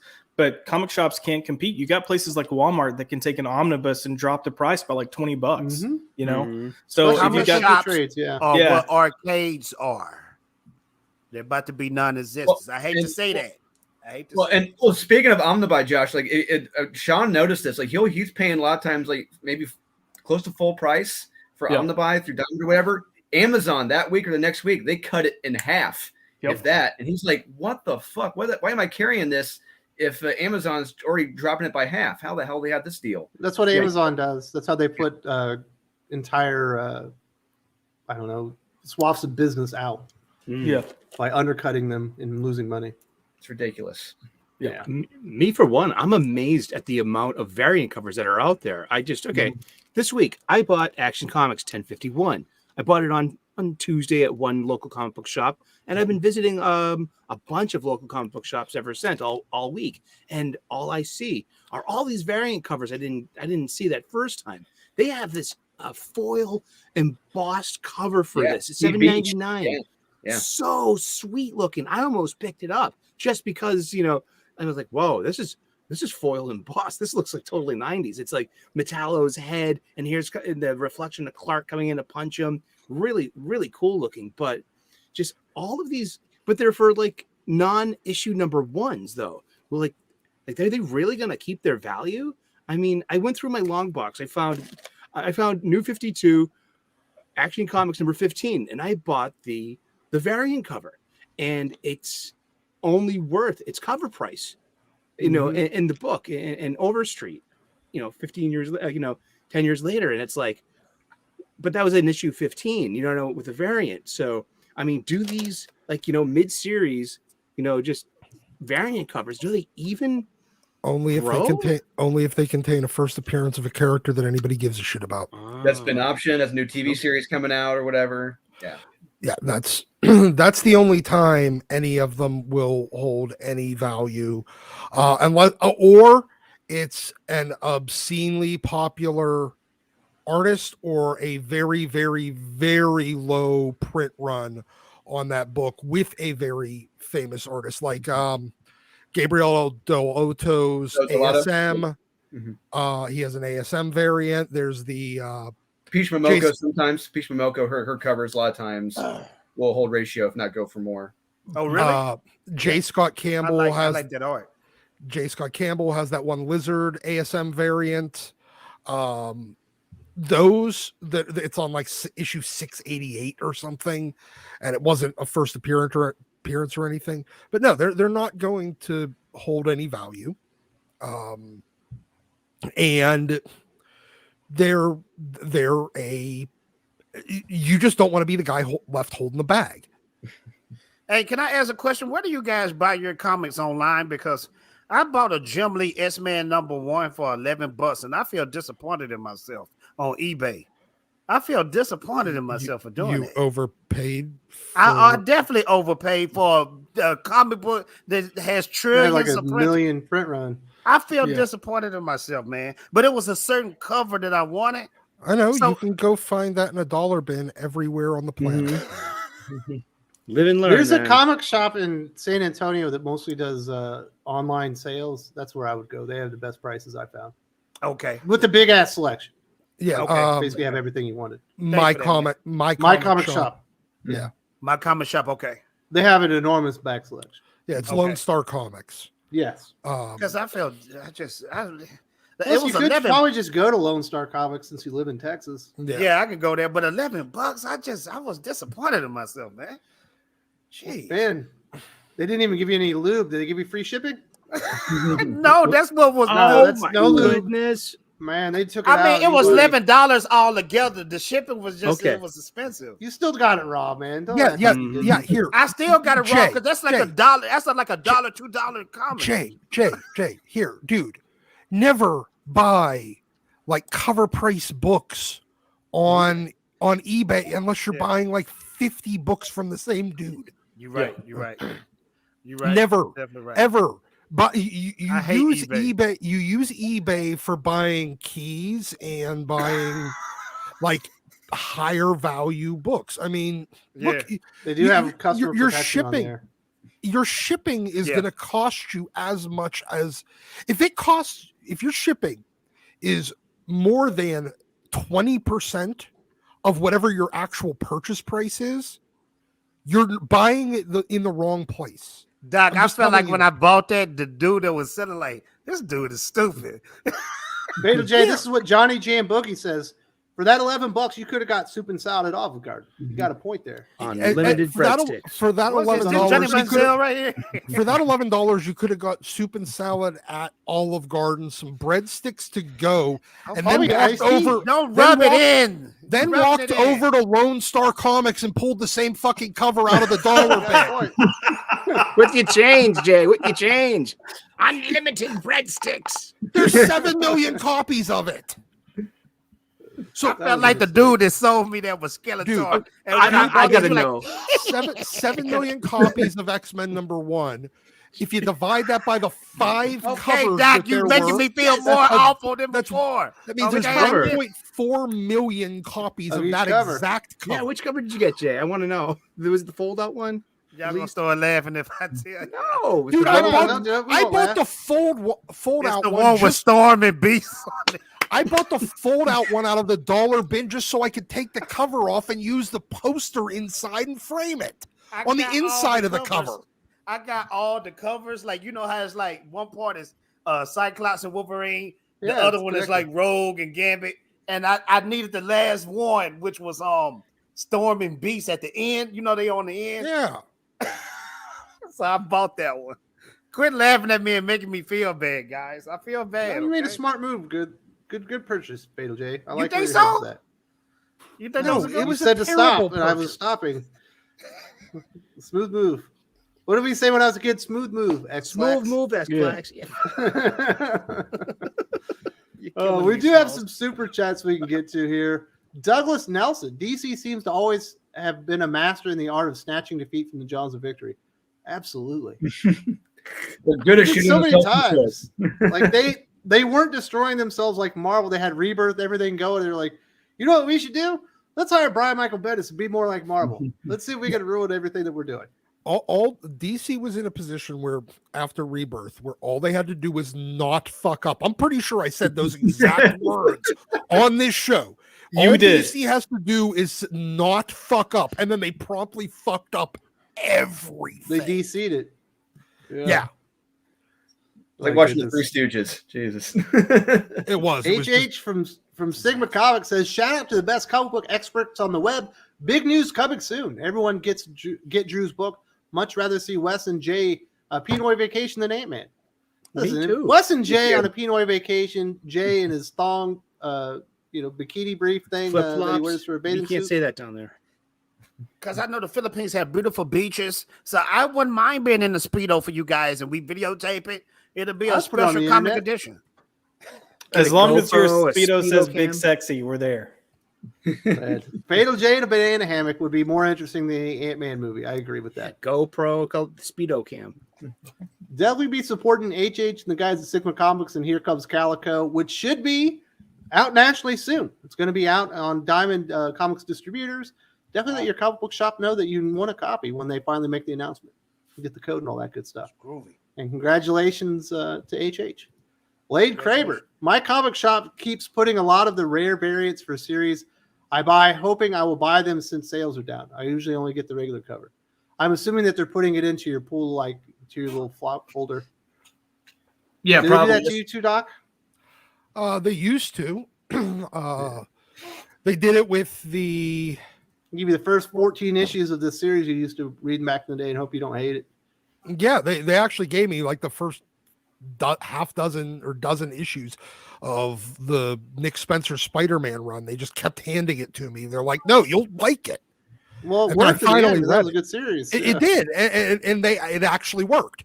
And then whenever they did that, the reverse cover on that one, the spider head cover for ASM. Yeah. They did the Yeah, reverse, the reverse one that was the They did white that like 5 background. times. Yeah, but the white background that was like the 1 in 50 variant or something. They stuck Patrick that Gleason. in my box. Yeah, they Oh, stuck the that. webhead variant. Yeah. Yeah, the webhead, the white one. They stuck that one in my box and was like, "Do you want it?" And I'm like, "Actually, you know what? Yeah, I'll take it." Huh? You're the one that's screwing Lane Kramer over. That's why they're doing that to him. But they kind of have to do that at this point, you know, right? Not enough people that are just ordering the stuff as it is. But that is absolutely a tactic that's going on in comic shops You lately. got to try to make your big dollar spending customers happy, and and worm your way a little bit deeper into their wallet, because the only way that they're surviving right now is by leeching more and more money out of the dwindling readership. Terrence Bernard, Floppy should go digital. Be great grounds to experiment with new titles and or new teams. Leave physical for trade paperbacks for staple and launch new series. That's the exact opposite way to do it. I think that's the future of comic books. I'm sorry, Doc. It's the exact opposite way to do it. You do the trade paperback in digital. That's for your bulk reading experience. Now you've just made first appearances completely worthless. Yep. Yeah, but look at the manga market, Doc, compared to U.S. comic books. And I would say manga, despite not being collectible, probably makes more money. But if you actually look at the manga market, the first printing published copies of these of the books still hold value over later reproductions. There is some collectability to it. Yeah, it doesn't work. It doesn't work like that whenever you release it in digital first. This is their old stuff. Their new stuff the market really hasn't caught up to it yet. What are you talking about? Chainsaw Man is new. So is no. Kaiju number 6. That's a dope show too on Hulu. What I mean is the first, when they're releasing day and date digital and print, that's fine, because then the first printing of the print version. That's not how manga does it. They release things like in the little I know Tankobon or whatever. Yes, and the little Tankobon is what is actually valuable. But another problem is, Doc, like right now, they're gonna have to figure out a whole new digital platform for people to read this stuff. Oh God, yeah, Comixology's dead. So yeah, they're gonna have to figure out a whole new thing, and who knows how long that's gonna take. What their plan really should be, if they really want to optimize digital, is their own unlimited platforms. And they already have them. I understand, but you got to make the value on it better. The price is too high. You're not going to get non-readers to start reading at that price, period. Same way that you're not going to get new readers to pick up a floppy at $3.99. I think Terrence Bernard is on the right track. If we're learning anything from manga, that's probably what the future ultimately is for a bigger industry. Daniel Beatty says Fatal J collects number 1s and 2s. Yeah, I do. You collect your number 2s? Yeah, because usually the number 2 has a point to prove. So I get number 2s. It's harder. Yeah, they try to be harder than the first one. Common sense. I buy more trades than floppies, but it's not enough to support the creator. I still felt guilty of not buying the floppies that led to the comic being canceled. Yeah, I get what you're saying there. But don't feel bad about it. You know, really. So much bad stuff comes out nowadays. Yeah. It's probably smarter to wait for the trades in a lot of cases. Yeah. I think comic books are going to be like vinyl. It's going to be like vinyl. It's going to be a really expensive hobby. Yeah. In some cases, it is. Yeah. Blade says, I just read volume 1 of The Human Target. I like it, but it's just a weird choice to use JLI for this. I like Chris Chance, but Fire, Ice, Martian Manhunter in this. I read the first volume of Human Target as well, and I made a video on it saying, hey, there's a lot of potential here. There's a lot of good storytelling here. But then he goes and Tom King's it and decides that he's got to do a little character assassination. Yeah. Yep. As soon as you get to that Guy Gardner issue, it's all downhill from there. That's all I got to say. And then Martian Manhunter's like got all these weird kinks and everything. And it's like, especially if you know that Martian Manhunter, what happened to his wife and his kids, like him wanting to be burnt is like pretty fucked up. Yeah. He does this. So he did this to Guy Gardner twice in this series. He did it like 2 issues ago. Pretty much did the Batman one punch. Yeah, remember how original that was? The 10th time that was done. Yeah, so let's go for the 11th time. Be even funnier. Dark Admiral March Hare, who's been around, I guess, like since the first or second stream. This guy's been with us for like 5 years. The shop I love to go to closed. I honestly wonder if the volume of new books they carried helped do them in. It's a shame, honestly. It was a great shop. It probably. Sorry to hear probably that. did do them in. Yeah. Yeah. You hear that a lot. Yeah. Yeah. I was gonna say shipping are killing shops right now too. The fact that they're having to order from multiple different companies. You have places like Diamond that are doing some really weird and shady things with their shipping. You don't get a bill for the box that was just shipped to you with that box. It comes later, and then you're trying to like cross-reference what's included with that bill and is the weight accurate. And there's so many just really terrible things going on. If you can support your shop, I know it's typically a little more expensive, but if you value comic shops, try to support them. They desperately need it right now. Absolutely. I'm sorry that happened, buddy, but I know Me we've too. seen a lot of Sorry, shops man. go down. And That's a it's shot one of to those the things, heart. if you don't know what your customers are paying for and you're not adjusting every single week you're ordering, I'm sorry, every month that you're ordering.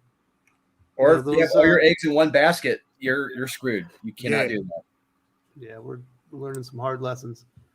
Better Sorry to sell hear that video one. games in that bad boy. You know what I noticed, Hey, though? Fatal J, this is your topic, man. This is a I'm Fatal sorry, J just real special. quick. This is what I noticed. Oh, man. You know those places that's like GameStop, but the little smaller ones. Uh-huh. They get it, because they're not just comics. They're video games. They're movies. They're toys. They're Pokemon cards. You know what I mean? Right. It's no such thing as a straight up comic book shop anymore. They're geek bodegas. That's all they are. There we go. That's actually a good name for it. This is a Fatal J topic. If I've ever had a Fatal J topic that's not talking about the Snyderverse, because he wants to talk about being happy now. Okay, believe We it or not, got the Snyderverse new is dead. Okay? Turtles introduced to TMNT with this week's last Rodin one shot that happened. Fatal J, are you excited? Is this the next Venus de Milo we got here? I did the intro new Turtles to TMT. Who is it? Is it a girl? Are or you is it fucking a guy? with me? I haven't been I on added it. this topic because you're on the panel. You're show the turtle notes, guy. Jay. Well, I do. I love the Turtles, but I haven't been Did keeping you up read with the it. articles I sent you about? Did you Wes, do your you know, homework? Wes, come on. If you're a bed man, you know I did not read none of the topics you gave me. You, All right, you know Drew, what did you this. think about the comic book and the new Turtles introduced? What'd you say? What did you think about this? Let me say. I read the book. I wasn't that impressed by it. I thought it was okay. It wasn't great. It was okay. It's Michelangelo being a gardener. Bad guys come in. Chaos ensues. Okay, great, cool, fine. It's an okay story, but they have weird flash forwards to the future, and you see these new little turtles running around, little dipshits. It's like, okay, great, sure, fine, whatever. I honestly couldn't care less. Okay. I mean, they're just little kid turtles, and they're acting like little dipshits. I hated the way they made them speak too. It got on my nerves. Like Yes, the language. On one hand, there's a benefit coming in that they partnered with Kevin Eastman to help kind of create these turtles and bring them in. So that is one positive thing going for it. But it definitely feels like they approached Kevin Eastman and were like, hey, we want a new set of turtles that will fit this like new paradigm shift with entertainment these days. Will you help us create that? Because if they didn't have Kevin Eastman doing this, they would never get sign off. They would never get approval. Like fans would not buy into it at all. And I already think it's a hard sell. That's not going to work. If you want to have them maybe with the Turtles, sure. But I can't see this, going anywhere good. Yeah, and plus we already know what happens to Michelangelo at the end of the story, and there's only so much you can really do or tell within this time frame. It's like watching the Andor series. We already know how his story ends.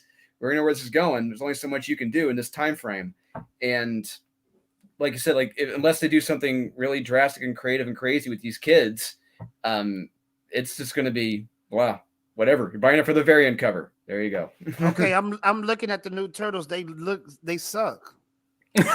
I mean, how am I supposed to get excited about this? Is one of them a girl? Yes. Two of them are. Yeah. One's a fat girl. Are you assuming they're gender? I thought that was a guy. No, one's a fat girl. Full figured. Come on, turtle positive. Show positive. Okay, the fat turtle was the only one that really looked dope to me. So because it looks like it's modeled off a snapping turtle, which is honestly kind of cool. But yeah, but nah, this is not it. I pass, strong pass. I mean, this is where we had the comic books, man. It's just The new Poochie the Rockin' Dog. That's what they're all about. Yeah. I would have gone like the Power Rangers method and like revealed that, oh, there were actual turtles made in different areas of the world. So you have like Sea Turtle Ninja Turtles and Snapping Turtle Ninja. The Snapping Turtle Ninja Turtles are all the like hick backwoods Ninja Turtles. They carry See, that's guns. creative. That's clever Yeah, right like there. why not? Sure. Yeah, you haven't thought of that. They will not do that. Now I must admit the art looks pretty good, but I mean this is stupid. They got markings on them instead of the traditional mask. Yeah. I mean, this is stupid. Look, Well, they they're could gonna go ahead. go ahead. No, go I was ahead. just saying they go. No, go, dude. I was Go. just okay. So all I was gonna say is they could come in and tell a great story, and if they do, wonderful. But they've definitely got an uphill battle, and you know, I'm trying not to sound super negative, but they've got a tough sell. Yeah. Yeah. We won't see them for long. Just like that girl turtle that Wes brought up. I mean, it just it's nothing exciting about this. It don't do nothing for me, and I'm a big turtle fan. Last running was incredible. Well, the last few issues weren't incredible, but I want to see more stuff like that, more creativity. No, don't give us the generic version of the turtles. I don't want that. But you're going to get the new Stunning and Brave Teen Turtles now in the future. It's been done. That stupid stuff has been done, man. There's no creativity. Where are they getting these people from, man? It's And the why don't all they- new, all different All Teenage different. Mutant Ninja Turtles. I mean, I'm just like, and I scratch my head, like, you know, why aren't they following theme? Like, why aren't all the turtles named after famous artists?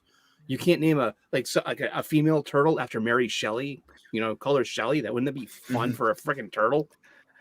They did say Yeah. that the names are going to have meaning, so I'm curious to. I mean, that is one thing I'm curious to see what. And it's not even like, oh, I can't wait to read this curiosity. It's more just like a curiosity for the sake of Morbid. curiosity. Like, where are you pulling the names from? But It seems just tedious. forced. Yeah. It is. I mean, it's hey. Well, first of all, why did they even need to do 4 turtles? Why not do 3 this time or 6? 4 was because it was 4 the first time. Now they're all this is hey, let's just try to replace the existing ones with these new ones and make them similar enough but different enough so that, well, we can get our new, you know, diverse turtles through. And it's just, it doesn't need to be 4 Diverse girls. turtles, huh? Yeah. But the Yes. turtles, the other turtles been done. Metalhead and all them type of dudes. It's been done. I It's been understand. done. I understand. And that's why this is just boring. I think they're trying to make the it's universe to where they predictable. can expand on it and keep doing TMNT stories, but it's supposed to be the last Ronin universe where there's only one left. Yes. It is predictable. He should be going around the world like the dude from Kung Fu, solving mysteries. Yeah. Yeah. Someone Why someone cheat then? made a comment that they're not replacing the originals. I think our point is if you don't replace the originals, there's not a point for these. We see these, you know, with when you have a new Batman, like, you know, when you've got the next Batman and you've got Batman, no one cares about the next Batman. Like, Can I give you a quick story that would be dope? Have Raphael sleep with April O'Neil and let them have a deformed human being as a child. And Stop that it would be right now. I don't think that you can combine turtle DNA and human DNA and get anything out of it. it's a mutated turtle, sir. It can be done. It's still got turtle DNA. It's like mutated Well, turtle DNA. I want to see a monstrosity come out of April. Okay, if you want to do another turtle, do that type of turtle. Half human, half turtle. Okay, They already It's like a wig sorted- on. yeah, They it's look already- like Toxic Avenger or something. You know, they already sort of did that with having, you know, Casey and April's daughter being having superpowers. I know she's not part turtle, but she had weird DNA and had superpowers at the end of, you know, Last Ronin. let me because tell you of their something, Doc. exposure. I'm to not the- talking about generic Casey Jones, the girl. She was whack too. I want a Toxic Avenger looking deformed human being that came from Raphael and April O'Neil and make him evil. So you Okay. want a bestiality comic. All right. So the 4 turtles have to fight their evil nephew. You can't tell me you wouldn't buy that, man. now you it's would buy that, now, would you? now it's Oh, no. Kylo Ren. It's Kylo. Why don't we just have Ren. the turtles like start up their own pizza shop? You know what I mean? They decide to No, stop. that sounds They fun. just talk about stuff in the pizza shop all day. And then we'll have a cookbook come out with it. Exactly. How do you make your That already favorite? happened, favorite And barbecue pizza? it's written by Mariko Tamaki. Oh, Boom. rocking. Go. Big time Oh, first well. print run. But I can't believe you did this to me, Fatal J. I literally put that subject in there just for you because you're the My turtle. spider guy. sense told me this is going to be a stupid comic book, so I'm glad tingling. I didn't check it out. You could have read the articles I sent you. Yeah. They make Yes, aware. they make a turtle soup shop. If Make people it- aren't make it aware, snappy. I send these guys a rundown of what we're going to talk about, and then articles talking about similar stuff, or just so they can have some information, not look stupid. That's why Fatal J. This the thing about me though. I love looking stupid. It's entertaining. Okay. You're good at it. That's My bonus. job is to make people laugh and feel better about themselves because I'm up here and everybody in the chat is up here. Everybody in the panel up here. That's my job to make people feel good about themselves, man. Okay. That's why I'm Man, here. Snake Mall wants VIL on that. So wait a minute. Hey, it's not a furry because there's no fur. They're amphibians. What- That's true. Yeah, but Right. so is he an amphibia? I don't know. What Is Fatal that J is that Jay's kink? I mean, just what happened to the creativity? Remember, what's the bunny name? The samurai bunny? Dang, I can't- Osagi Usagi Yojimbo. and Jimbo? Yo, Jimbo, do crossovers with him. Don't make stupid, ugly turtles that nobody care about. If you want to, You wanted to make a deformed turtle with I'm turtle just and human sex. I'm just giving these guys ideas You that are pretty spitballing? interesting. You know, because didn't at one point Raphael or somebody had a crush on April, Michelangelo, or one of them? Didn't they always like had her? one. Explore that, okay? Explore No. that. No. Oh, my bad. Turtles are reptiles, not amphibians. Maybe one time she got drunk and said, "You know what, Michelangelo, that beak, that turtle shell is looking kind of You got good." a nickname for it, huh? Wow. She said she drinking and said, Terrible "That idea. turtle looks, Okay. that shell looks pretty You good." have turtle some piss? weird kinks. Yeah. I didn't know that Raphael was into water sports. Thanks a lot. Oh. buddy. Waka Chewbacca. Man, you're really making this more interesting by the. See, I made a great comic book. No, you did. No, no, you did not, sir. Or maybe Not Splinter, even. maybe Splinter and what's the April O'Neil's friend, her friend with the glasses. Maybe they get together and have some drinks, Jay, going we out on need a date. we need to stop shipping the turtles right now. Yeah. Please.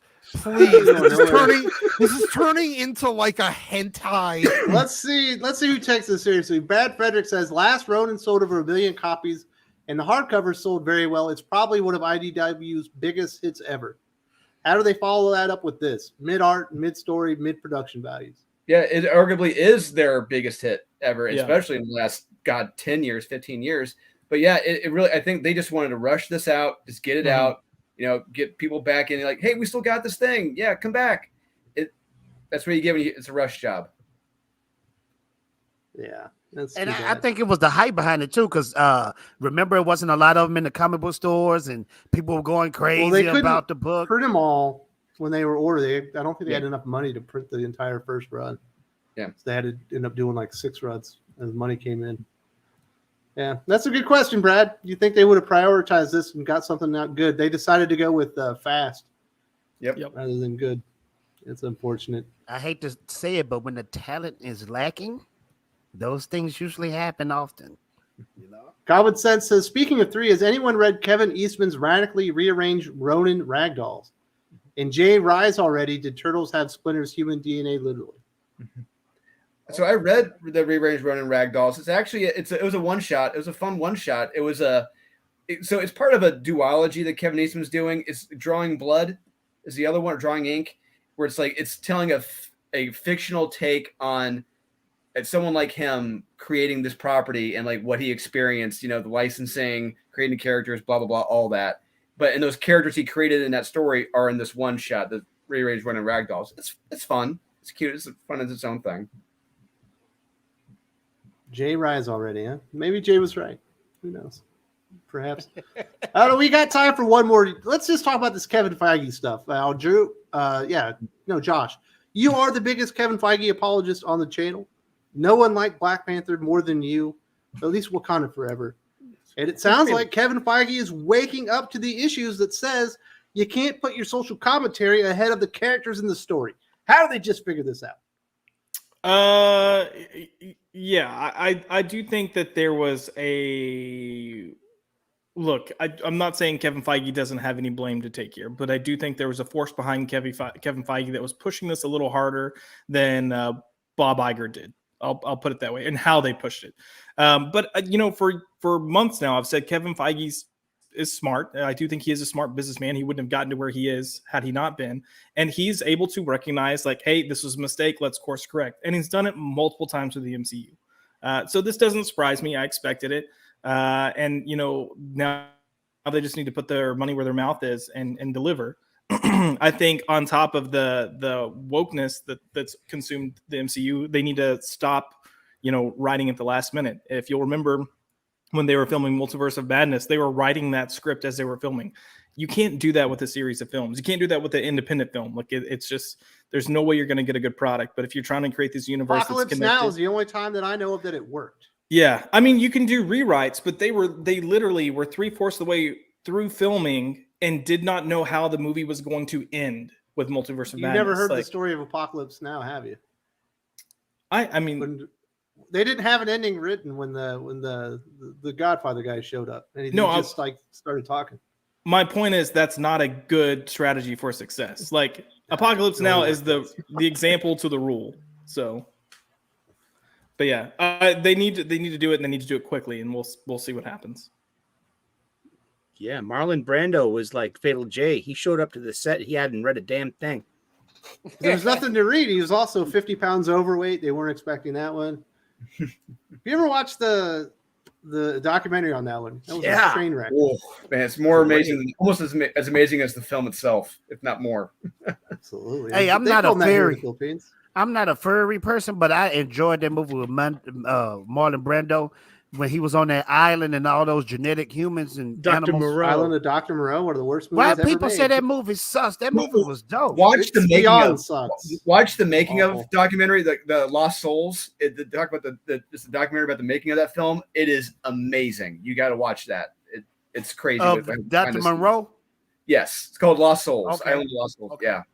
Yeah. I wish I could say I was shocked that Fatal J liked that movie. It's weird, but it was interesting. The little midget man that did everything he did, was that a real guy? Little midget guy? He was an actual performer. He was on sideshows or whatever, doing TV shows, and Marlon Brando loved him so much. He wanted him in the film. I can't remember the name of the show. They did a reboot of it. They brought it back. Is he still alive? I want him. I want him on my shoulder when I do live streams and stuff, and I want him to dress like me. And mimic me when I do talk. Live streams. You do shorts. Well, I'm gonna go back to doing live streams, but I want him here, right here, and dress like me. And every time I'm talking, he you know what I mean? Okay, never. I don't think that worked out too well for you, honestly. What do you think, Doc? You're a big Marvel fan. You were a fan at the MCU at one point. Do you think that this is going to work out? Doc is God. Of course he is. Doc is right. Doc is right. Doc is God. Who leaves with 15 minutes left of the show? I guess Doc does. I think the MCU is not waking up. I think we're still going to get some of the SJW woke stuff, but they're also going to bring back characters that we loved. We're going to see some Tony Stark's back and all that type of stuff, because when they feel like the ship is going down, they're going to bring back these Chris Evans, Robert Downey Jr.'s, all that type of stuff to kind of bring it back up. But I think we're going to continue seeing these messages just like in the comic books. It's here forever. It's not going nowhere. Endgame was the last of an era, Mm-hmm. Endgame was the end of it. Is that how you feel about it, Sully? Yeah, I'm done. I feel free. I feel like I'm done with all this weight of giving a care about phase 4 or phase 5. I haven't seen Doctor Strange. I haven't seen Black Panther. I'll go I see haven't those seen the movies. Eternals. You I ain't go missing see much, man. You're Well, not I'll missing go see much. those movies. I enjoyed those movies though, but you're not missing much. Yeah, I'll go and see it. Like if we have a meetup and that's we're gonna watch, I'll watch it. I mean, We planned a family trip around Endgame. I told my wife we're going to take that meeting on this exact day because I want to see this opening weekend. We got a hotel. We drove up there. Had stuff for the kid to do and all that stuff. That's how invested I was in the MCU at that time. And believe it or Absolutely. not, Infinity War, not Endgame. Infinity War was the peak of Marvel, in my opinion. Mhm. I think that was the peak. As far as cinema, as far as story, I think it won't get better than that one. Well, I can think agree. that, I think Endgame Captain was America: a good. Winter Soldier was better, but Oh yeah, I'm not saying Winter Soldier, of course, is the best one, but I'm just saying as far wouldn't as that be the peak? that peak hype level of Ah, hey the man, hypeness. hey man, I have to see this, and then it pays off when you go to the theater. It's not going to get better than that. I've never been to the movie theater where everybody is silent like that when the blip happened. I've never experienced that. Usually, you have a baby crying in the background. You have something in the background going on. Even the babies is quiet.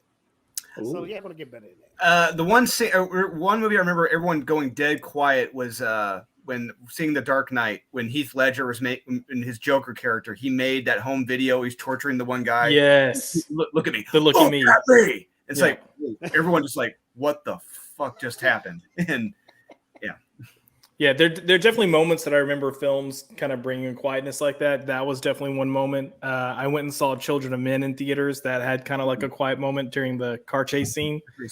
And then, Children of Men might be the second most depressing film I've ever seen in my life. Right it was behind good Requiem though. for a Dream. Yeah. Look, I don't think they're ever going to get back to the level that they were at. And I'm okay if they don't. But I want them to get back to being consistent and telling good stories, good heroic stories, and focus on that hero's journey, because that's what the whole first Infinity Saga was about, is these heroes on their journey. And you had kind of like the Captain America, Tony Stark thing, where they had different takes on how it should be approached. But everyone was trying to figure out, okay, where do I fit in this new world with these abilities that I have, with what I'm capable of, and that's what made it so great. That's what I would laugh at. Yeah. Yule's a smart man. He makes a pretty smart comment there. Yeah. How can I trust a movie comment from someone who likes Island of Dr. Moreau?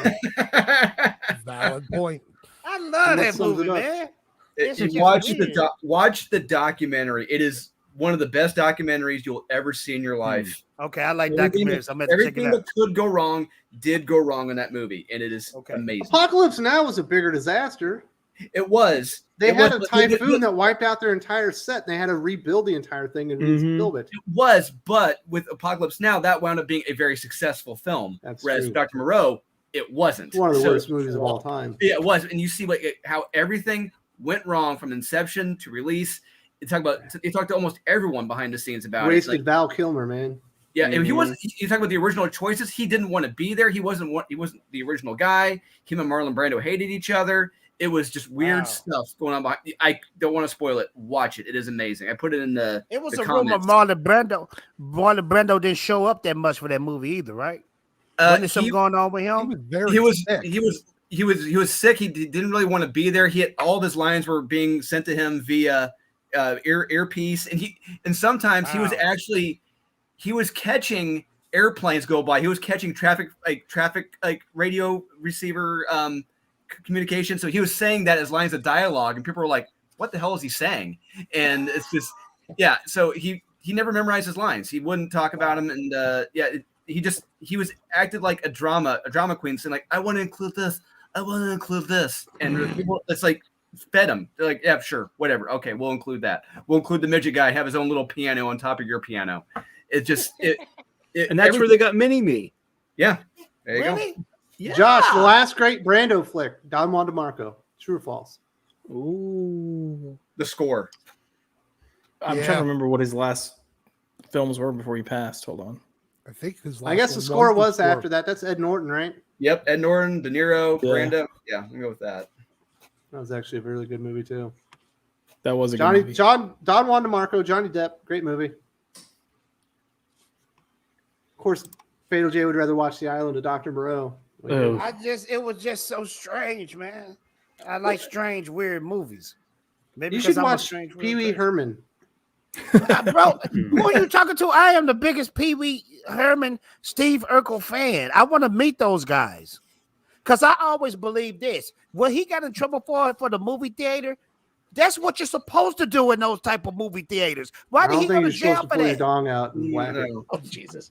They're in there watching that type of movie. Of course, you're going to have that. I ain't type never of- been in a movie theater like that personally, but maybe Doc knows the etiquette. Are you supposed to pull it out, Doc?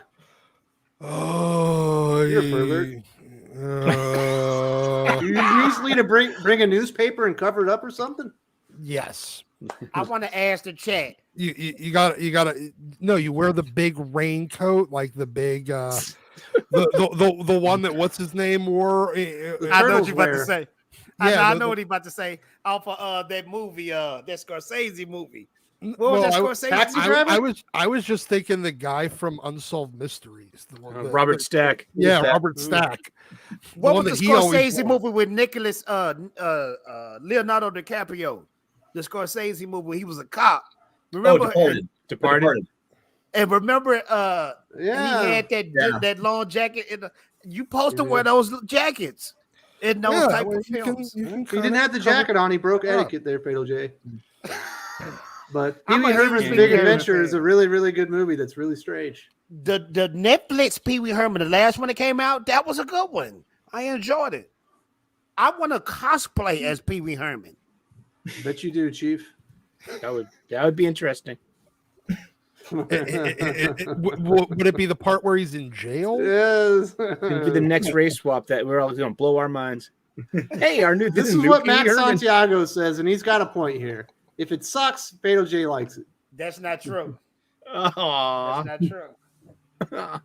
You got a point. You said Black Panther Wakanda Forever was amazing. Fatal J was right about Zack I didn't Snyder's say Justice League. amazing. I just said it was a good movie. I never did say amazing. I never He's said the only amazing. person I know that likes it more than Josh. Josh, I was shocked Josh liked it. He usually don't like stuff like that. I know he normally likes good movies. I was like, what is going on? What do you mean I don't normally? Look, that is by far the best film of Phase 4. Yeah, I like Doctor ain't Strange saying better. much. What? I like I Doctor like Doctor Strange. Dude, Doctor yeah. Strange was dope. That was like Evil Dead, like an Evil Dead Marvel movie. That is there's was so an many Evil Dead Marvel movie. problems with Doctor That's Strange. more like the Fatal J that we know and love. You know what I mean? I just like looking at Haley Atwell.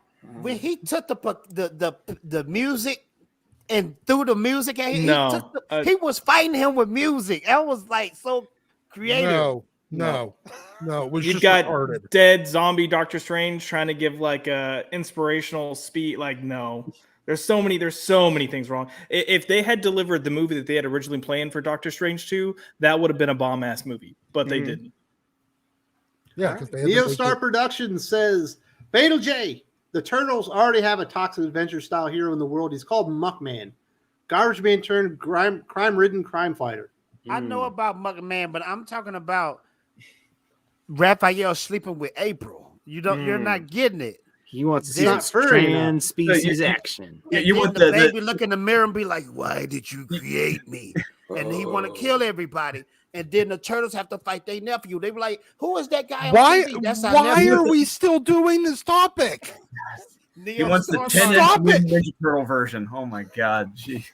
This is not Today- this is not the Axel Braun TMNT. Today on Shipping with Turtles. Calvin Studd says Josh is right. What? Yeah, It's about the hero's journey. Even I want to make a Marvel project to make people care about heroes again and making a real difference. Okay, you're right about that part, Josh. Agreed. Good luck passing that along to the producers and see what they say. Right. Yeah. Kevin Feige's on board now. He finally he figured out what was going on. He figured it out. Oh, Yeah. All right, let's talk about some comic book recommendations. Let's throw it to you, Doc. I think we got one that people are going to be surprised that you're going to recommend today. Yes, actually, I'm going to recommend a new comic book, like one that actually recently came out. I'm going to actually recommend Sins of Sinister #1. I expected to hate every single thing about this comic. It is Me too. everything that I despise. Me too. Kieran Gillen plus modern Sinister, and where he is basically the only character in this book. And it was actually good. Yeah. None of the typical Kieran Gillenness got infected into Sinister. I feel like it got ghost written by somebody else. Yeah. But it was competent and interesting and made me want to read issue 2. Yeah. I was as shocked as you guys were. Doc and I made him read it this week for our worst of the week. It turns out to be one of the few recommendations we've ever done on that show. It's the only Kieran Gillen book I have ever recommended to anyone ever. There you go. So I got that. Doc liked the comic book. He liked the thing. I like the modern comic. And there's one other one that I want to recommend. Prices have kind of come down on this one recently, so it's a little more achievable. But king size, well, it's Avengers Annual number 10 with the first appearance of Rogue. So yes. if you can find it, prices have come down a little bit recently on that book. I think it's going to be a good investment, and it's a really good story too. Great story. Michael Golden's art in that is amazing. I love it.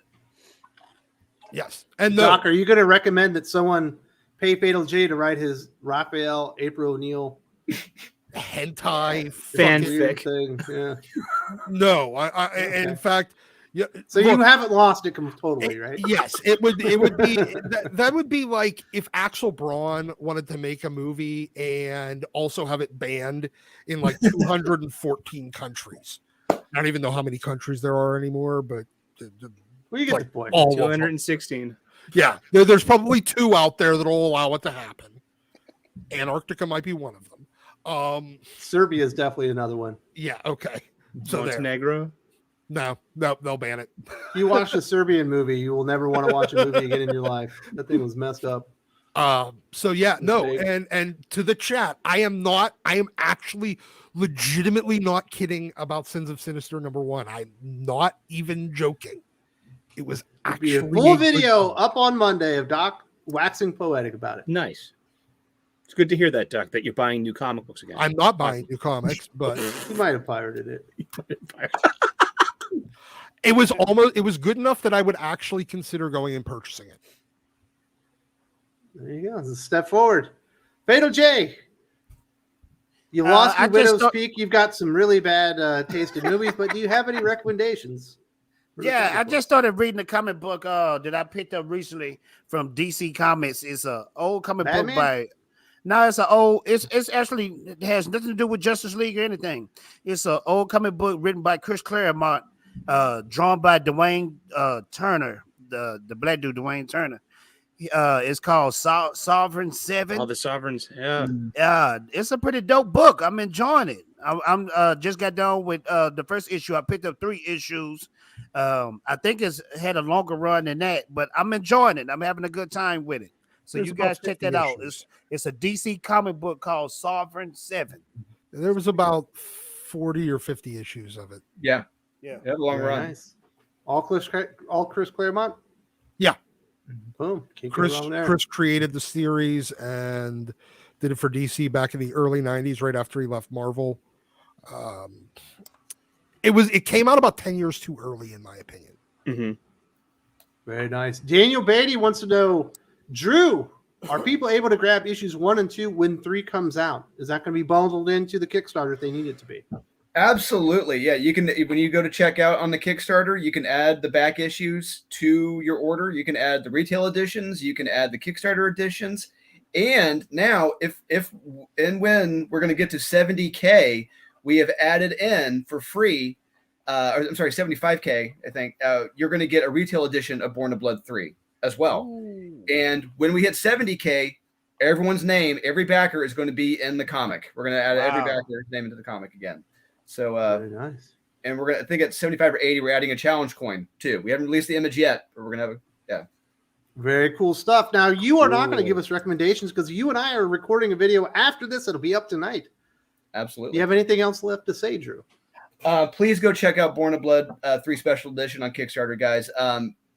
so here at Merck Publishing, we have Aaron Sparrow, Joe Corallo, my editor, you got me, Murphy. We're all working hard to tell these kick-ass quality comic books that you guys will enjoy. There's no pacing for the trade. There's no decompression, James Tynion style. Every issue is kick-ass, full of emotions, character growth, progression. You're going to love these comics we're telling. They're not just hot, sexy covers, which we do have, but there are great stories on the inside, guys. So please do give us a chance.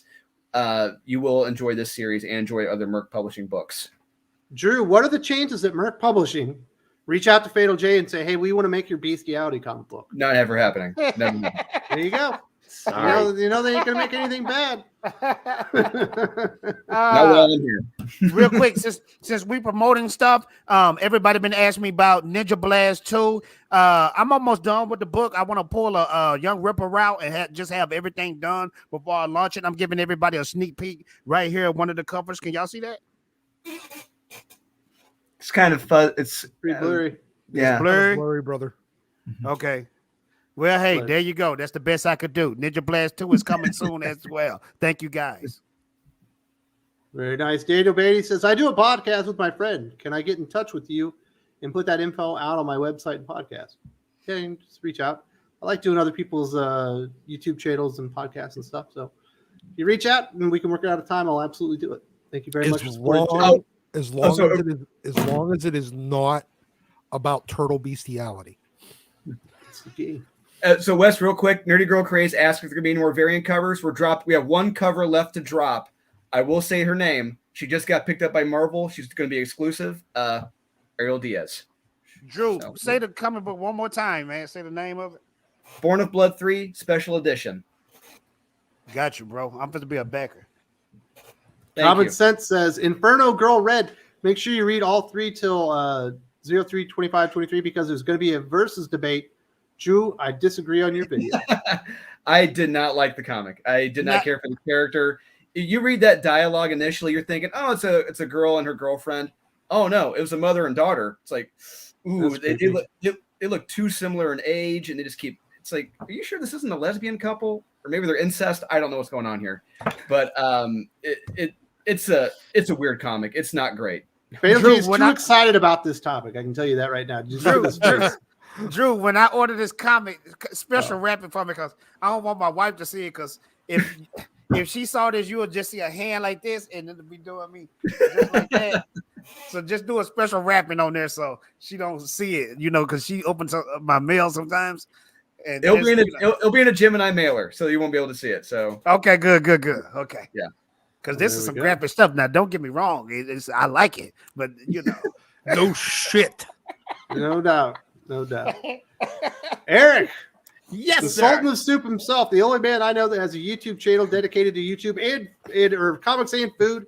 You got any recommendations this week? I do. I went to a bunch of comic book stores this week. I'm in Boston, and we're blessed to have several local comic book shops. So on my channel, I've been just doing a little video of like, hey, I'm here at this one and that one. So I got a bunch of comic books this week. Like actually 5, but I got Born of Blood issue number 4 off the shelf. It was the last copy available. It was at New England Comics, Malden, and so yeah, I was really happy to pick this up. I got Justice Society of America number 2. I liked it. I like the art shifts from Jerry Ordway to Scott Collins and the other and some flashback scenes. I really like that. I can't stand the Ben-Day dot digital filter stuff, but you know what I mean. Just rolling with it. I got Sergeant Rock versus the Army of the Dead 5 of 6. This is pretty good. I got Action 1051. It was my first experience with the Leah Williams story, and hopefully my last. And well, that was a mistake. Won't be if you keep buying Action Comics fixture for now, at least. But I gotta say, man, Nemesis Reloaded, number 1. I got that book. That book is dope. It's dope. Awesome. This got the sauce. Shout out to Martin Millard, man. Man, I didn't know a clue. I've been watching his his interviews all week long. So They're great. if you love comics as much as we do, stop, drop, and watch Mark Millar's Miller Time. I mean, even the Dan DiDio, even the Brian Michael Bendis ones. He does Jerry Conway. But Eric, was that a one shot? That was a one shot, huh? This is issue 1, so this is good. But was that a one shot or they continue? Because it There's made more. the books. I believe he does issues. 3-issue arc. He usually does 3-issue stuff, so I wouldn't be surprised if this goes 3 issues. I read that a few weeks ago, man, and Yaminez. Oh man, that dude, Man, it was fantastic. so cool. But it's so nice I got out to, and I saw a bunch of different comic book shops this week. You know, I got a stack of ROM comic books, man, from the Bronze Age. I'm so psyched. Wow, you got a good one, man. That's some dope Yeah, stuff. I'm so psyched. So I'm a very happy comic books fan, and that I'm going back to comic book shops. And thank you so much for having me on the show again, Wes. Eric, Very blessed. Eric, thank you, though. I'm gonna have to change that to my recommendation. Pick up that Nemesis #1. That is a so dope good. book. Man, that Jorge Jimenez art. I mean, Yeah. we were wowing him over at Batman, but damn, this is just sick. He's just the things he does with a samurai sword, man. And that's the first time I ever read anything with Nemesis, so I'm gonna have to go back and get the back issues of the old run. Yeah. I didn't read the Steve McNiven stuff either, and just like, okay, I'll take a chance. Oh, you never read the first run? No, I never read it. The first It one takes was it takes a fucking dark turn. It takes a very dark, twisted turn toward the end. Oh man, Because he's really a villain, right? He's not a hero Yes, at all. he's like, what if Batman was Batman was evil. What Yeah, if Batman was the Joker? Okay. So there you go. Some passionate comic book fans passionately recommending a comic book. Can we get the same passion out of Josh? Will we get the same passion? No. I will say go ahead and get Nemesis. I think it's a good read, definitely worthwhile. I'm with Eric. I actually don't mind JSA. I did look it up. It's apparently an ongoing. So if he's, and I guess more so at this point, I have more faith in Jeff Johns to tell a decent story. So I'm kind of hanging on to that. But yeah, they need to get the JS in there sooner rather than later. And then I didn't pick up Sins of Sinister, and I've literally seen everyone who typically trashes on X-Men just praise the hell out of this book. So I need to swing back by and grab it because I want to support good books. Pretty good, man. No, if there's a good book, I want to support it. And then I'll just kind of throw out here too. I know it didn't come out this week, but if you're not reading World's Finest, like get on it. It took us almost a year to get Eric on board. If you're one of those Erics that's still out there, jump on the bandwagon. World's Finest. It's so much fun, so good. I would rather piss on Mark Wade. You need to find forgiveness in your heart. Today. You can do that while reading World's Finest. Sully, how many issues have you gotten through now? Are you caught up? No, I'm not caught up yet, but I'm on my way. I really am. And did you get the Doom Patrol stuff at the beginning? I did not. No, I'm looking forward to it. Are you reading backwards? I kind of am. Yeah. Okay. Yeah. There's the first big cameo that shows up in the book. I'm loving the art, though. I just love the illusion of motion that you can see on Robin's utility belt. You can just see there's some real gravity going on there. I love that. Very Yeah, nice. I was sad when Dan Moore got pulled from Buffy, but I'm happy he's doing a bigger book. Goodness. Well, Josh, what you Doc, think about Josh, what you the think show's about over. I just want to ask him about the Buffy being in the werewolf movie. Are you going to watch that, the werewolf movie? Probably not. Mm-hmm. Oh, okay. Well, if there was a Buffy stand on the channel, it was going to be Josh. So there's a miss. AL says she's with Doc apparently on Mark Wade. And AL, we are with you. I hope that your week has been all right. I know you had some bad news, but you are in our thoughts and prayers. And hopefully we were able to ease a little bit of the pain today. And, very sorry to hear about what happened. And glad you were able to make it today. And that will do the show, everybody. Thank you very much for joining us. We'll be here next week, live on Thinking Critical for the Comics Aficionados.